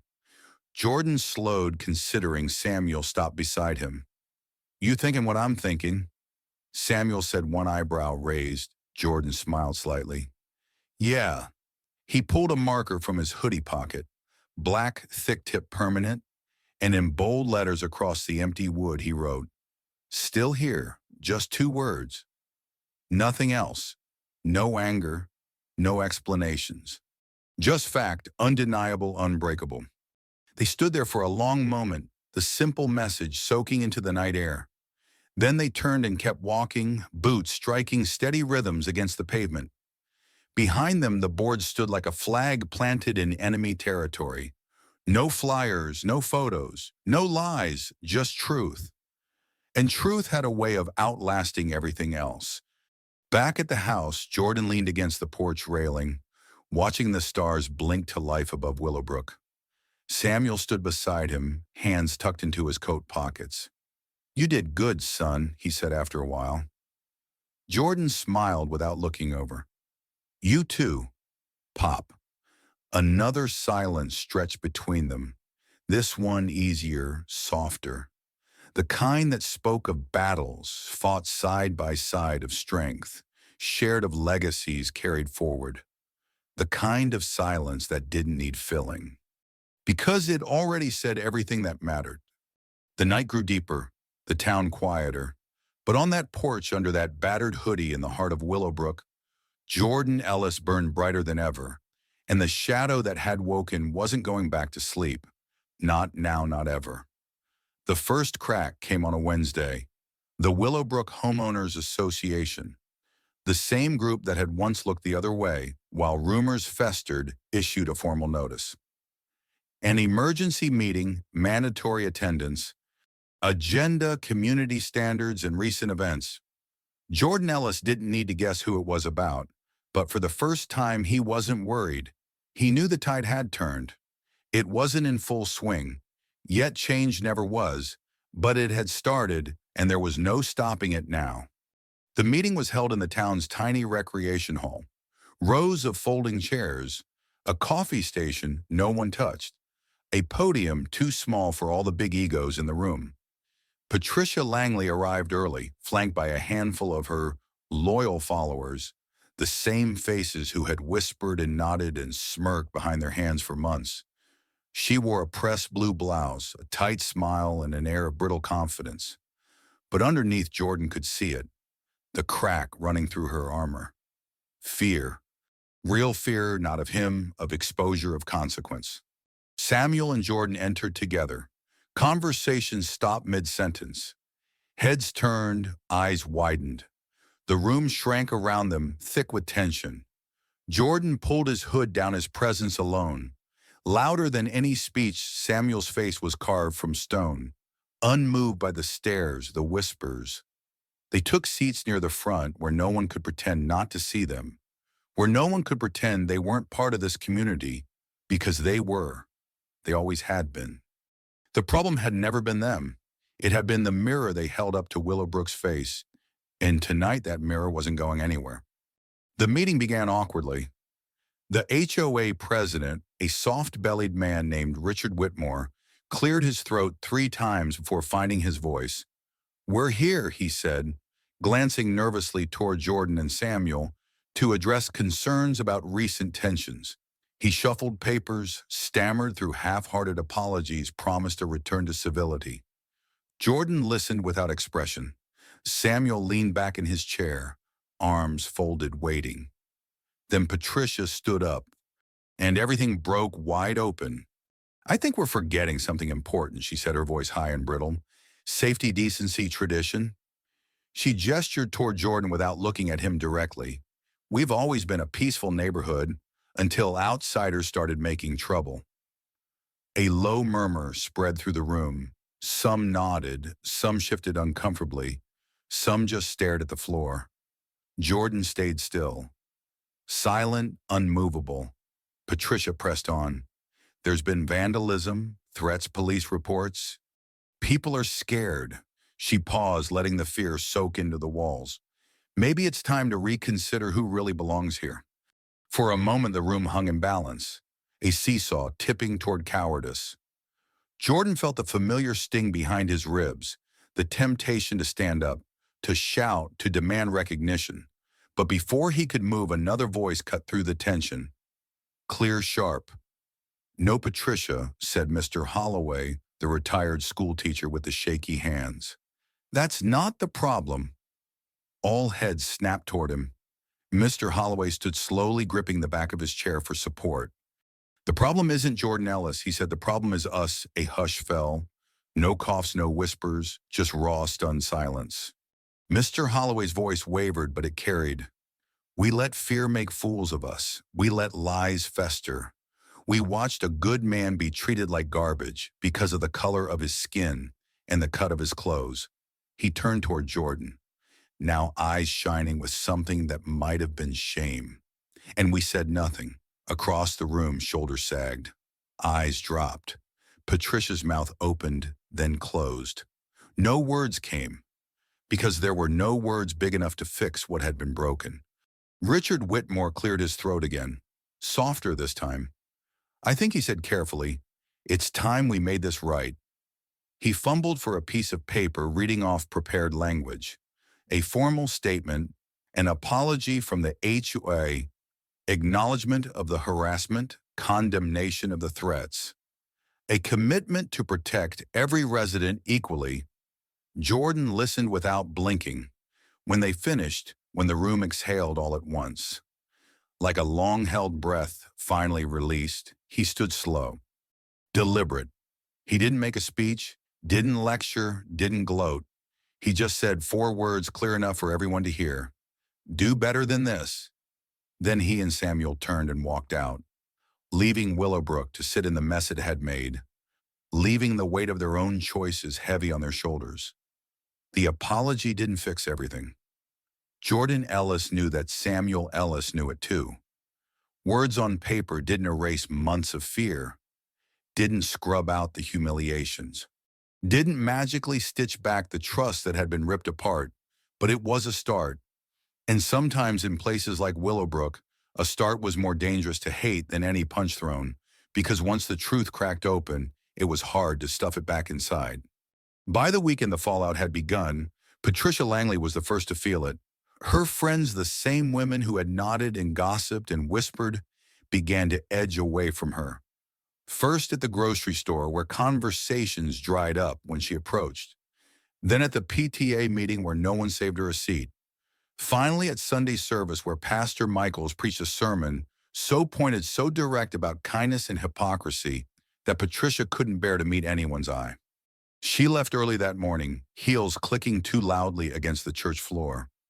Outside, the sky hung low and gray, pressing down on her small shaking figure. For the first time, Patricia Langley wasn't the voice of Willowbrook. She was its cautionary tale. The teenagers who had hurled rocks and shouted slurs didn't escape either. One by one, their names leaked first through whispers, then through text chains, then posted publicly by a furious father whose own son had been threatened for sticking up for Jordan. Consequences followed fast: school suspensions, scholarships reconsidered, a few part-time jobs quietly terminated. Jordan didn't celebrate any of it. He didn't want their lives ruined. He just wanted accountability. Because without accountability, there was no change, only rot. Even the Willowbrook Police Department wasn't untouched. Officer Mercado, the one who had first confronted Jordan in his own driveway, showed up at Jordan's door one afternoon, hat in hand. He didn't bring backup, didn't bring excuses, just a quiet, weary apology. I should have listened better, he said, voice rough. I should have seen you. Jordan stood silent for a long beat. Then he nodded once. Not forgiveness, not forgetfulness, just acknowledgement. Sometimes that was the best anyone could offer, and sometimes that was enough to begin again. News spread beyond Willowbrook, too. Local blogs picked up the story. Community reckons with racial profiling. Black resident faces intimidation stands tall. The headlines weren't sensational. They were honest, and honesty was more powerful than Jordan had ever realized. Emails trickled into his inbox. Strangers writing from other towns, other states. Some shared their own stories. Some just said thank you. Some simply said, we see you. For the first time, Jordan didn't feel isolated in his fight. He was part of something bigger now. Part of a story still being written by voices that refused to be silenced. One afternoon, as Jordan sat on his porch sketching designs in his notebook, a car pulled up in front of his house. He didn't recognize it. The engine idled for a moment before shutting off. The driver's side door opened, and out stepped Patricia Langley. Jordan stiffened instinctively, pen pausing over paper. Patricia approached slowly, each step hesitant, as if she were walking across broken glass. She stopped at the bottom of his steps, clutching a small box in her hands. She began, voice barely more than a whisper. I came to apologize. Jordan said nothing. Just watched. Listened. Patricia swallowed hard. Her face looked older somehow, the fine lines deeper, the polish stripped away. I was wrong, she said. I let fear tell me lies, and then I spread them. I hurt you. And I'm sorry. She held out the box. Jordan hesitated, then stood, walked down the steps, and accepted it. Inside was a simple loaf of banana bread, homemade, still warm. Not enough to fix everything. Not enough to erase anything, but maybe, just maybe, a start. Jordan met her eyes and gave a slow nod. Not forgiveness, not yet, but a willingness to see her not as an enemy, just as a person, a flawed, frightened person, trying, however clumsily, to be better. That night, Jordan sat at the kitchen table with Samuel. The loaf sat between them untouched. "You're thinking about giving them too much grace," Samuel said, sipping his coffee. Jordan shrugged. Maybe Samuel's eyes softened a little. "It's your right to decide, son. You fought the hard fight. You carried the weight. Nobody gets to tell you how to heal." Jordan smiled slightly. "It's not about them," he said. "It's about who I want to be." Samuel nodded once, pride shining in the lines of his face. Outside, Willowbrook settled into another quiet evening. But this quiet was different, not the heavy, fearful silence from before. This was a quieter hope. Fragile, faint, but real. And sometimes that was all you needed to start again. The days that followed were quieter. Not the cold, hostile quiet Jordan Ellis had endured for months. This was something different, a careful, tentative quiet, the kind that tiptoes unsure of itself, unsure if it's welcome yet. Neighbors began to change in small ways. An extra nod during morning walks, a cautious smile at the mailbox. A few even dared to stop and chat short conversations about the weather, the state of the roads, the upcoming fall festival. Nothing deep, nothing earth-shattering, but real, and real was enough. Jordan didn't rush it, didn't force it. Trust was like a broken bone. It didn't heal by pulling at it. It needed time, patience, steady hands. Patricia Langley remained quiet. Gone were the flyers. Gone were the pointed stares from her porch. Gone was the invisible net of influence she once cast over Willowbrook. She became for the first time just another neighbor, not a voice of fear, not a leader of whispers, just another human being trying to live with the consequences of her choices. Jordan was fine with that. He didn't need her friendship. He didn't need her approval. He just needed her to stay in her lane. And she did for once. As October deepened, the trees along Willow Lane exploded into colors. Gold, red, fiery orange. Jordan spent his weekends raking leaves, sipping coffee, sketching new ideas for his growing graphic design business. He took more walks through the neighborhood, not to challenge, not to provoke, just to exist. Each time he did, the streets felt a little less tight, the air a little less heavy. Change wasn't fast, it wasn't neat. It was messy, slow, awkward, but it was happening. And Jordan wasn't just surviving it, he was part of it. One evening as he was locking up for the night, he noticed something new at the community park. The bulletin board, the same one where his face had once been pinned like a warning sign, now held a different message. Large, neat letters on bright white paper. All are welcome here. No signatures, no logos, no declarations, just a message. Clear, direct, true. Jordan stood there for a long moment reading it over and over. Not because he needed the reminder, but because it mattered that someone else had written it, someone besides him, someone who had once stayed silent but had found their voice. Back home, Jordan found Samuel sitting on the porch, polishing an old pocket knife, the way he did when his hands needed something to do, while his mind worked. "You see it?" Samuel asked without looking up. Jordan nodded. "Yeah," Samuel smiled slightly. "Not bad, huh?" Jordan leaned against the porch rail, watching the stars blink into the velvet sky. "It's a start," he said. "Starts are good," Samuel replied. "They mean something better might be coming." Jordan let the words settle, savor them. Because hope, like change, needed tending too, needed watering, needed guarding. Later that night, Jordan sat at his kitchen table with his journal open. The familiar weight of the pen in his hand was comforting. He flipped past, pages filled with pain, rage, resilience. Stopped on a fresh page. He wrote, Day 21. They tried to erase me, tried to bury me under fear and silence. But I am still here, still standing, still writing. Not because they let me, but because I never needed their permission to exist. He closed the journal softly, letting the words soak into the paper. They weren't just a record, they were a declaration, a blueprint, a map for whoever came after him. The next hoodie-wearing kid facing down small-town fear, the next man standing quietly at the center of a storm. Outside, Willowbrook slept, safer now, better now, not perfect, never perfect, but awake.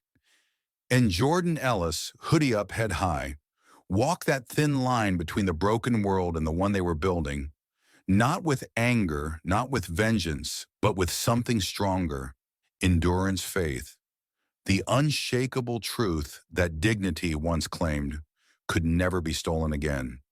By November, Willowbrook wore a different kind of silence. The hush wasn't heavy like it used to be. It wasn't thick with judgment or fear. It was something lighter, tentative, awkward, hopeful. Jordan Ellis noticed it in the way people passed him on the sidewalk now. No more hurried glances away, no more clutching purses tighter, no more pulling children closer. People still kept their distance.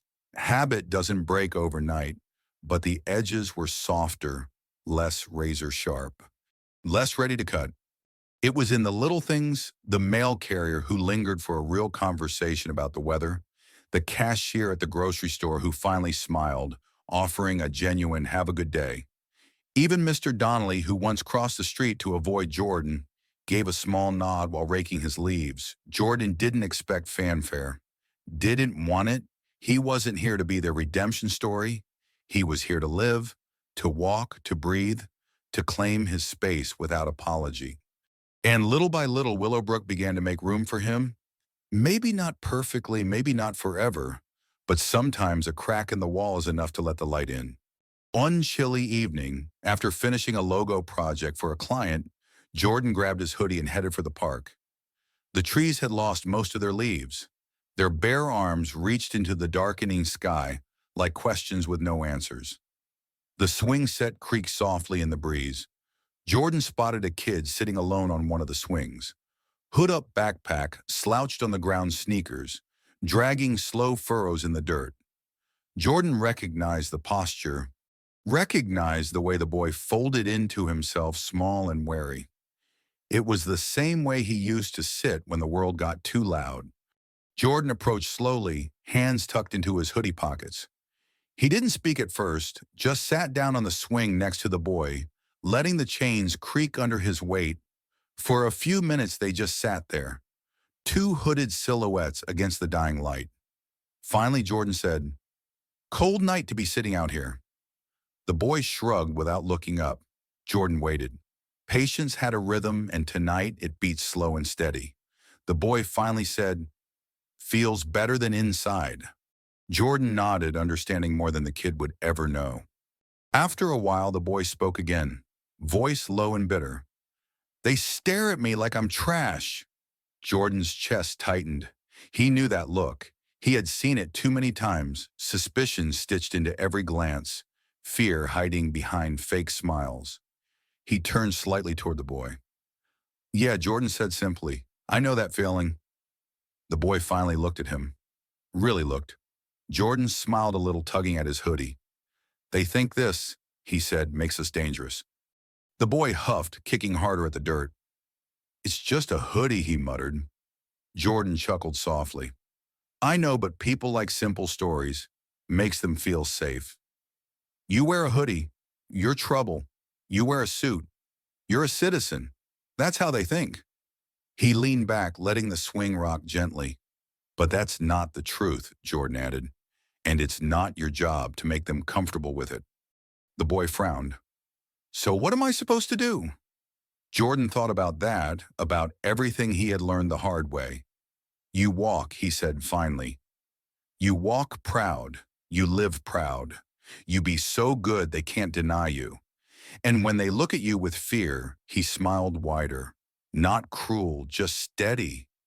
You look right back with truth." The boy chewed his lip, thinking, "My name's Marcus," he said after a while. Jordan stuck out his hand. "Jordan, good to meet you, Marcus." They shook firm, quick, then fell back into silence. But a different kind of silence, one filled with understanding instead of fear. As the sky deepened into full darkness, Marcus stood. "I should get home," he said. Jordan nodded. "Take your time," he said. "Make sure they see you." Marcus grinned at that, a real grin, quick and fierce, then trotted off down the path, backpack bouncing against his shoulders. Jordan watched him disappear into the night, a small figure growing smaller but somehow taller at the same time, a spark moving through the darkness, carrying something forward. Something that had been passed from one man to another quietly but unbreakably. Later that night, Jordan sat at his kitchen table, journal open in front of him. He tapped the pen against the page for a long moment before writing. Day 30. The lesson isn't to make them comfortable. The lesson is to make yourself undeniable. You cannot fix their fear. You can only refuse to carry it. You walk anyway. You live anyway. You shine anyway. He closed the journal with a soft sigh, feeling lighter somehow.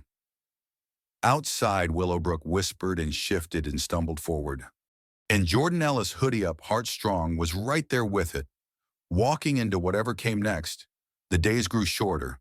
Sunlight slipped away earlier, leaving Willowbrook bathed in the long blue shadows of winter. The town prepared for the holidays. Wreaths on doors, string lights tangled in trees, the smell of firewood drifting from chimneys. It should have felt festive. But for Jordan Ellis, the season felt more like reflection than celebration. He walked the same streets, passed the same houses, saw the same faces, but everything had shifted, not just outside him, inside too. At the coffee shop one morning, a boy bumped into him, no more than 8 or 9, carrying a backpack too big for his shoulders. The boy's eyes widened when he looked up and saw Jordan's hoodie.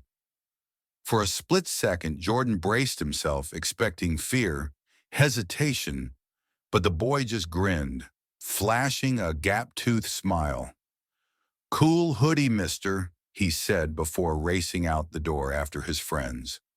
Jordan stood there, stunned, coffee forgotten in his hand. It was small, it was fleeting, but it mattered. A moment without fear, a moment where he was just a man, not a threat, not a headline, not a warning. Just Jordan. Maybe change wasn't loud. Maybe it wasn't even visible most days. Maybe it was just a series of tiny victories strung together like lights across a dark sky. Back home, Jordan found Samuel sitting on the porch, sharpening an old pocket knife against a whetstone.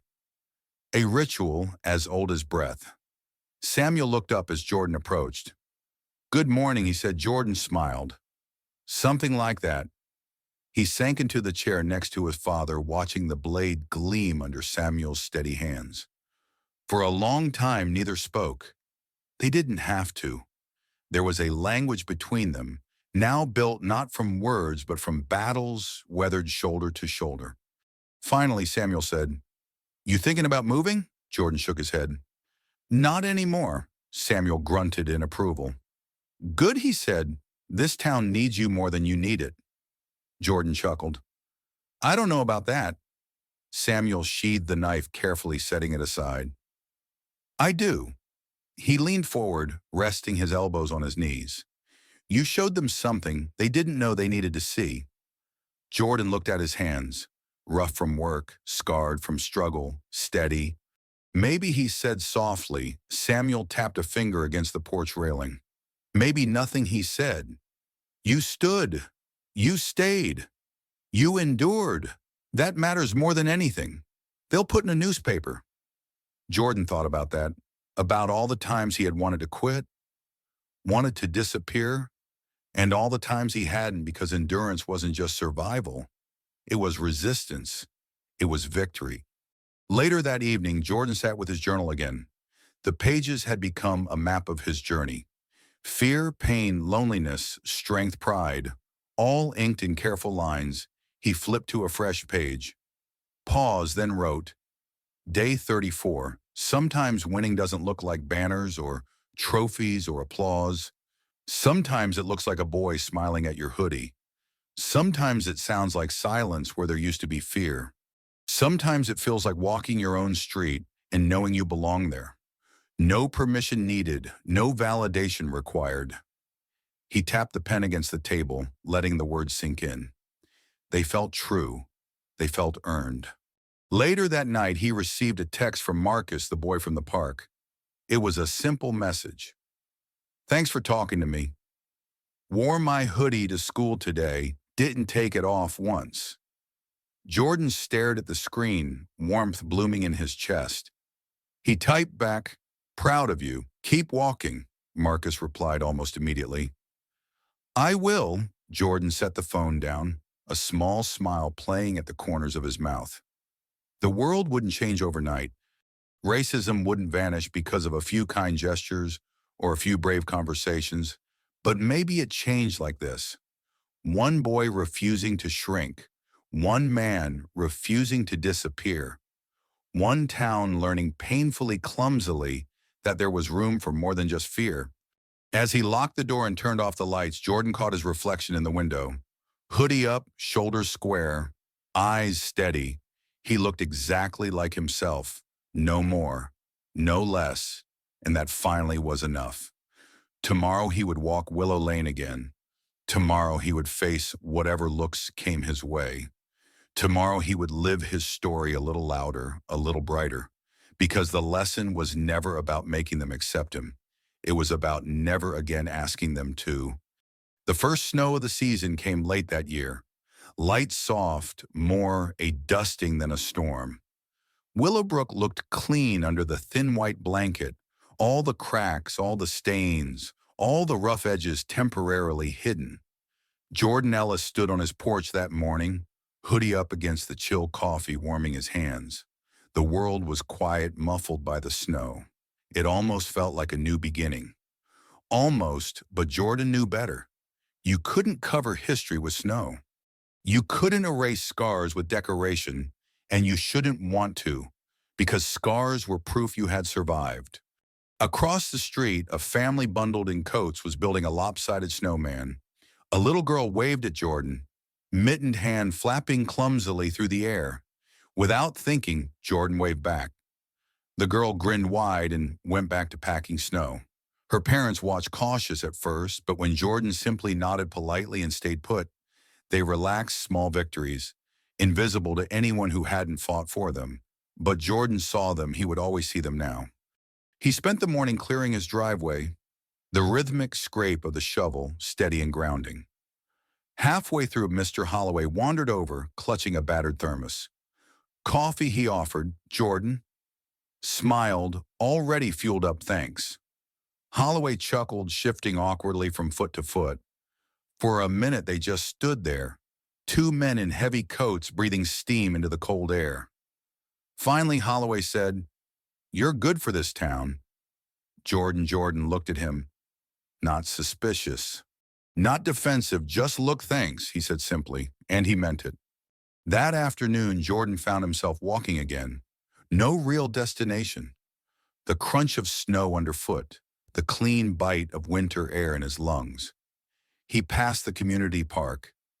The swings were buried under a thin dusting of snow, the picnic tables empty and still.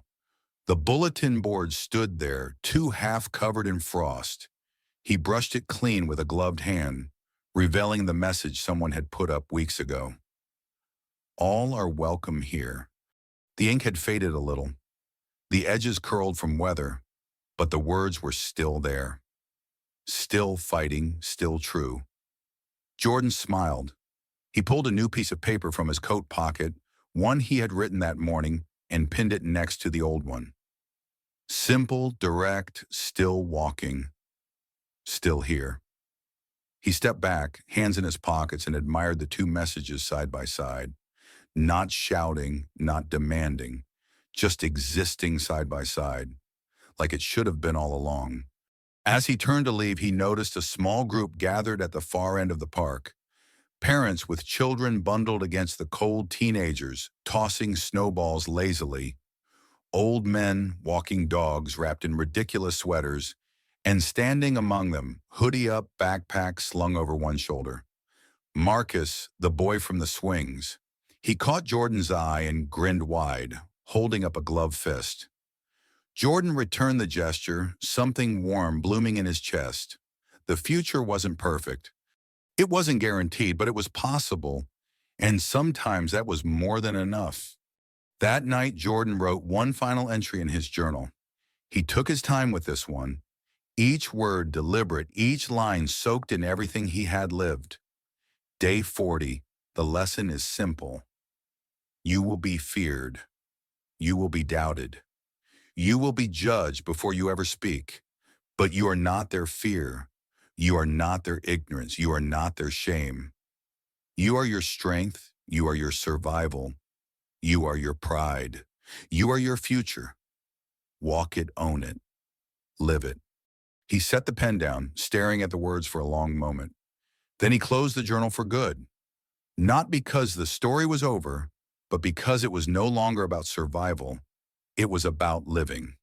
Outside, Willowbrook glowed faintly under the snow and streetlights, and walking across it, silent, strong, sure was a man in a black hoodie. Unapologetic, unbreakable. Still here, still walking. Still writing his story, one quiet, powerful step at a time. The snow melted slowly in Willowbrook. By mid-December, patches of brown grass peeked through the thinning white, and the streets carried the damp, earthy smell of winter, giving way to something new. Jordan Ellis stood at the window of his living room, sipping coffee, hoodie pulled loose over his head. The town looked different now, not because the houses had changed, not because the sidewalks were any cleaner, but because something inside Jordan had shifted. The fear that once clung to these streets like smoke was thinner now, still there in places, still hiding behind some curtains, some polite smiles, but it didn't own him anymore. It didn't own the story. That morning, Jordan decided to walk further than usual, not just through Willow Lane, not just past the park. He laced up his boots, pulled the hoodie tight against the wind, and stepped out into the cold. He would walk the whole town today, end to end. No shortcuts, no back streets. Right through the heart of it, because walking was power, because walking was refusal, because walking was a reminder to every stone, every window, every shuttered gaze that he was still here, unbroken, unbent, unapologetic. He started down Willow Lane, boots crunching softly against the thawing sidewalk. Mr. Donnelly waved from his porch, a quick, awkward flick of the hand, but genuine. At the corner, Mrs. Holloway called out, offering him a cookie from a tin. She carried. Jordan smiled and accepted, tucking it into his pocket. He didn't linger. Today wasn't about small talk. Today was about presence, about occupying the space they once tried to push him out of. He passed the community park, now quiet under a gray sky. The bulletin board still held the two signs, all are welcome here, still walking. Still here. Jordan tipped his head slightly as he passed, a silent nod to the boy he had been and the man he had become. Further down, he passed the diner where whispers had once buzzed at his back. Today the windows steamed from the heat, inside faces blurred behind the glass. A few heads lifted as he passed. No scowls, no sneers. Just curious, cautious recognition. Jordan kept walking. Near the center of town, outside the hardware store, a small crowd had gathered around a man giving out holiday wreaths. Families, couples, teenagers, bundled in oversized coats. Jordan slowed as he approached. A few people looked up, paused. A ripple of silence moved through the group. Jordan felt the familiar weight of their eyes, but it was different now. Not heavy with suspicion, just noticing, acknowledging, making space. Jordan straightened his shoulders and kept walking, his steps even deliberate. He wasn't asking for permission. He never had been. He didn't need it. He passed the library, the post office, the town square. where the Christmas tree blinked half-heartedly under the overcast sky. All the places that had once felt hostile, now they simply existed, and so did he. No battle, no apologies, just coexistence. At the far end of town, he reached the small bridge that arched over Willow Creek. The water below ran slow and dark, carrying fallen leaves toward whatever place creeks go when they slip out of sight. Jordan leaned against the rail, breathing deep. The wind cut cold against his face. The hoodie shielded him, not hiding, not shrinking, just being. He stood there for a long time, watching the water flow, letting the memories of the past months drift away with it. The fear, the hate, the loneliness, not erased, never erased, but accepted, acknowledged, set down so he could walk lighter. He turned back toward home, just as the first flakes of snow began to fall again. Soft, silent. A beginning, not an end. Jordan walked back through Willowbrook Hoodie, up footprints marking a steady, undeniable path through the heart of the town. Each step a reminder, each breath a quiet act of defiance. Each look from a neighbor, a piece of a story still being written. A story where a black man in a hoodie didn't have to explain himself, didn't have to justify his space, didn't have to bow his head or lower his voice. Just walk, just live, just be. And that was enough. Jordan Ellis's walk back through Willowbrook felt different than the walk out. Maybe it was the soft snow settling on the rooftops. Maybe it was the way people met his gaze now, not with suspicion, but with a cautious kind of respect. Or maybe it was just him. The weight he had carried for months, the quiet pressure to prove, to justify, to survive felt lighter now. Not gone. Never gone, but manageable like a coat you choose to wear instead of chains they force upon you. At the small grocery store, he passed by a family loading bags into their car. The father nodded, the mother smiled. The little boy in the back seat pressed his face against the window and waved. Jordan paused, smiled back, then kept walking. He didn't need to be a hero to them. He didn't need to be a symbol. He was just Jordan, a man in a black hoodie walking home. And today that was enough. As he crossed Maple Street, the wind kicked up, flinging snow in swirling dancing patterns. Jordan pulled his hoodie tighter around his face, head down against the cold. For a moment he imagined he could hear echoes in the gusts, whispers from all the stories that had led him here. His grandfather marching in protest where dogs and hoses tried to silence him. His mother teaching in classrooms where every word was a quiet revolution. His father standing strong when the world told him to sit down, and now him walking, breathing, being adding his footsteps to the long, stubborn march of all those who came before.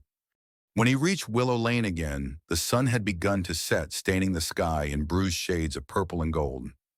The town looked softer in that light, less sharp, less certain. Jordan slowed, savoring the moment. Each house he passed carried memories.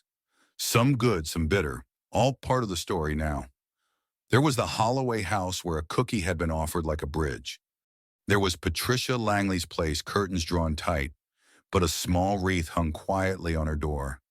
Not defiance, not apology, just life moving forward. There was the park empty under the gathering night, the swings still dusted with snow. Jordan smiled to himself. Still walking, still here. At his own house, the porch light was already on. Samuel sat out front, bundled in a thick jacket, a steaming mug cradled in his hands. He watched Jordan approach with that familiar, steady gaze. No questions, no judgment, just a silent welcome. Jordan climbed the steps and dropped into the chair next to him with a soft grunt.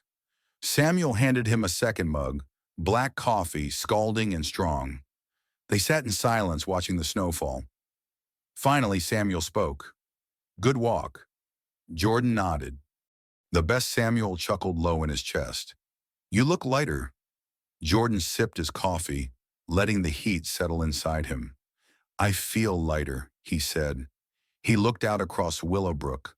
The town he had fought for, the space he had reclaimed, not with fists or fury, but with presence, with patience, with pride. After a while, Samuel leaned back in his chair, staring up at the stars blinking to life in the freezing sky. "You know," he said, voice almost thoughtful, "a man's got two choices when the world tries to tell him he doesn't belong." He paused, Jordan, waited. Samuel turned his head slightly, meeting his son's eyes. "You can believe them, or you can walk right through them."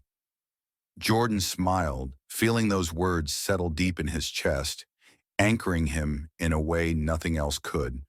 "I'm walking," he said simply. Samuel grinned. "I see that." They clinked their mugs together softly, an unspoken toast.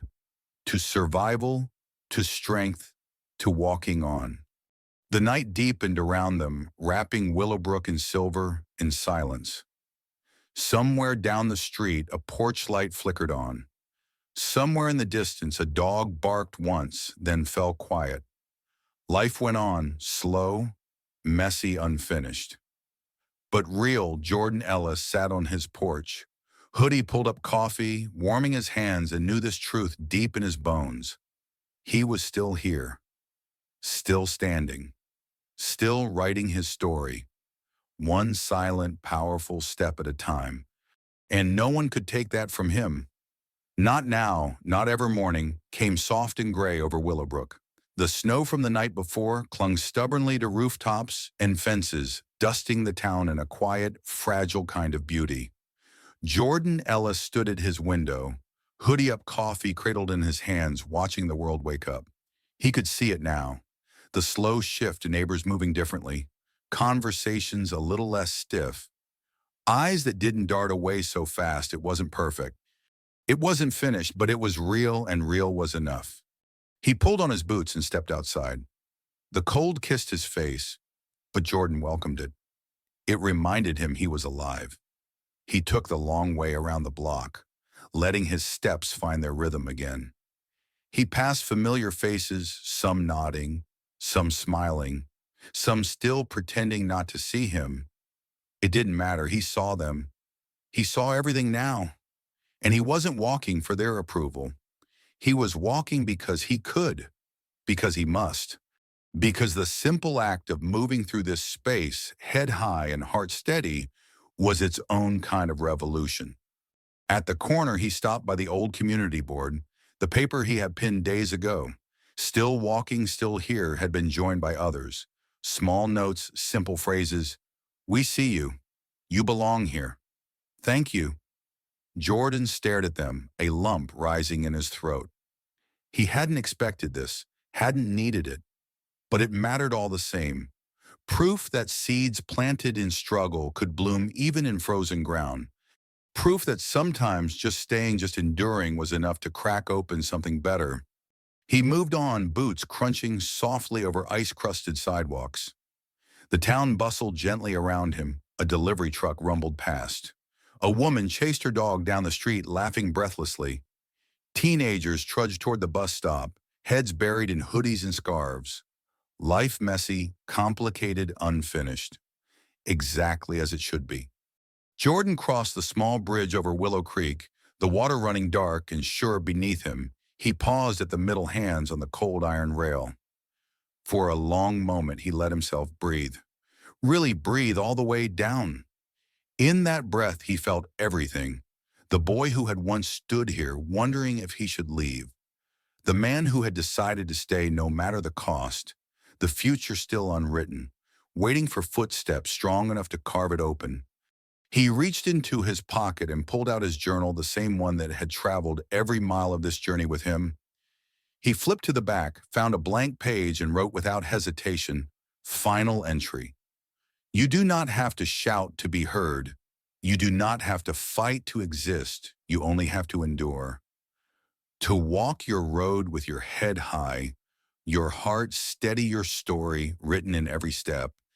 And when they fear you, when they try to erase you, when they tell you to shrink, to hide, to disappear, you walk on, you walk anyway, because existence in a world that tries to silence you is the loudest victory of all. He closed the journal gently and tucked it back into his pocket. Not because the story was over, but because this chapter was. And there would be others. There would always be others. The sun broke weakly through the clouds as Jordan turned toward home. The light caught on the snow sparkling along the streets, the rooftops, the windows. It made the whole town look softer somehow, less like a battlefield, more like a place someone might choose to stay, might choose to build in, might choose to believe in Jordan, walk slowly savoring it, not rushing, not hiding, just walking, just being. The black hoodie rippled in the breeze behind him, no longer a mark of suspicion but a banner. A silent, powerful flag, proof that he was here, proof that he had stayed, proof that he had won. At the corner of Willow Lane, a little girl building a crooked snowman looked up as he passed. She waved Jordan, waved back. Simple, unremarkable, exactly as it should be. He turned the last corner toward his house, the porch light glowing warm against the gathering dusk. Samuel waited there, hands in his pockets, watching. He didn't say anything as Jordan climbed the steps. He didn't have to. The look in his eyes said enough. Pride, respect, recognition. Two men standing in the thin winter light, knowing the battle had been fought not with fists, not with fury, but with presence, with endurance, with silent, unstoppable strength. Jordan Ellis pulled his hoodie tighter against the chill, smiled faintly, and stepped through the door of the life he had chosen, the door he had earned. Still here, still walking, always in a world that so often judges by appearances. It takes a rare kind of strength to keep walking with your head high. Jordan Ellis's story reminds us that true power doesn't shout. It doesn't fight for attention. It doesn't demand validation. True power walks steady, silent, undeniable. Every step he took through Willowbrook wasn't just for himself. It was for everyone who's ever been told they didn't belong. For every boy in a hoodie, for every man doubted before he ever spoke. He taught us that dignity isn't something granted. It's something you claim. It's something you protect. And most of all, it's something you live every single day. If this story moved you, inspired you, or made you think, take a moment now to support our channel. Subscribe to Silent Power Stories, where real strength speaks in silence. Like this video if you believe dignity walks louder than fear. Share this story with someone who needs a reminder they are seen, they are strong, and they are not alone. Turn on the notification bell so you never miss a story that matters. Your support helps us keep telling the stories that too often go unheard. Until next time, keep walking, keep living, keep being the undeniable story only you can tell.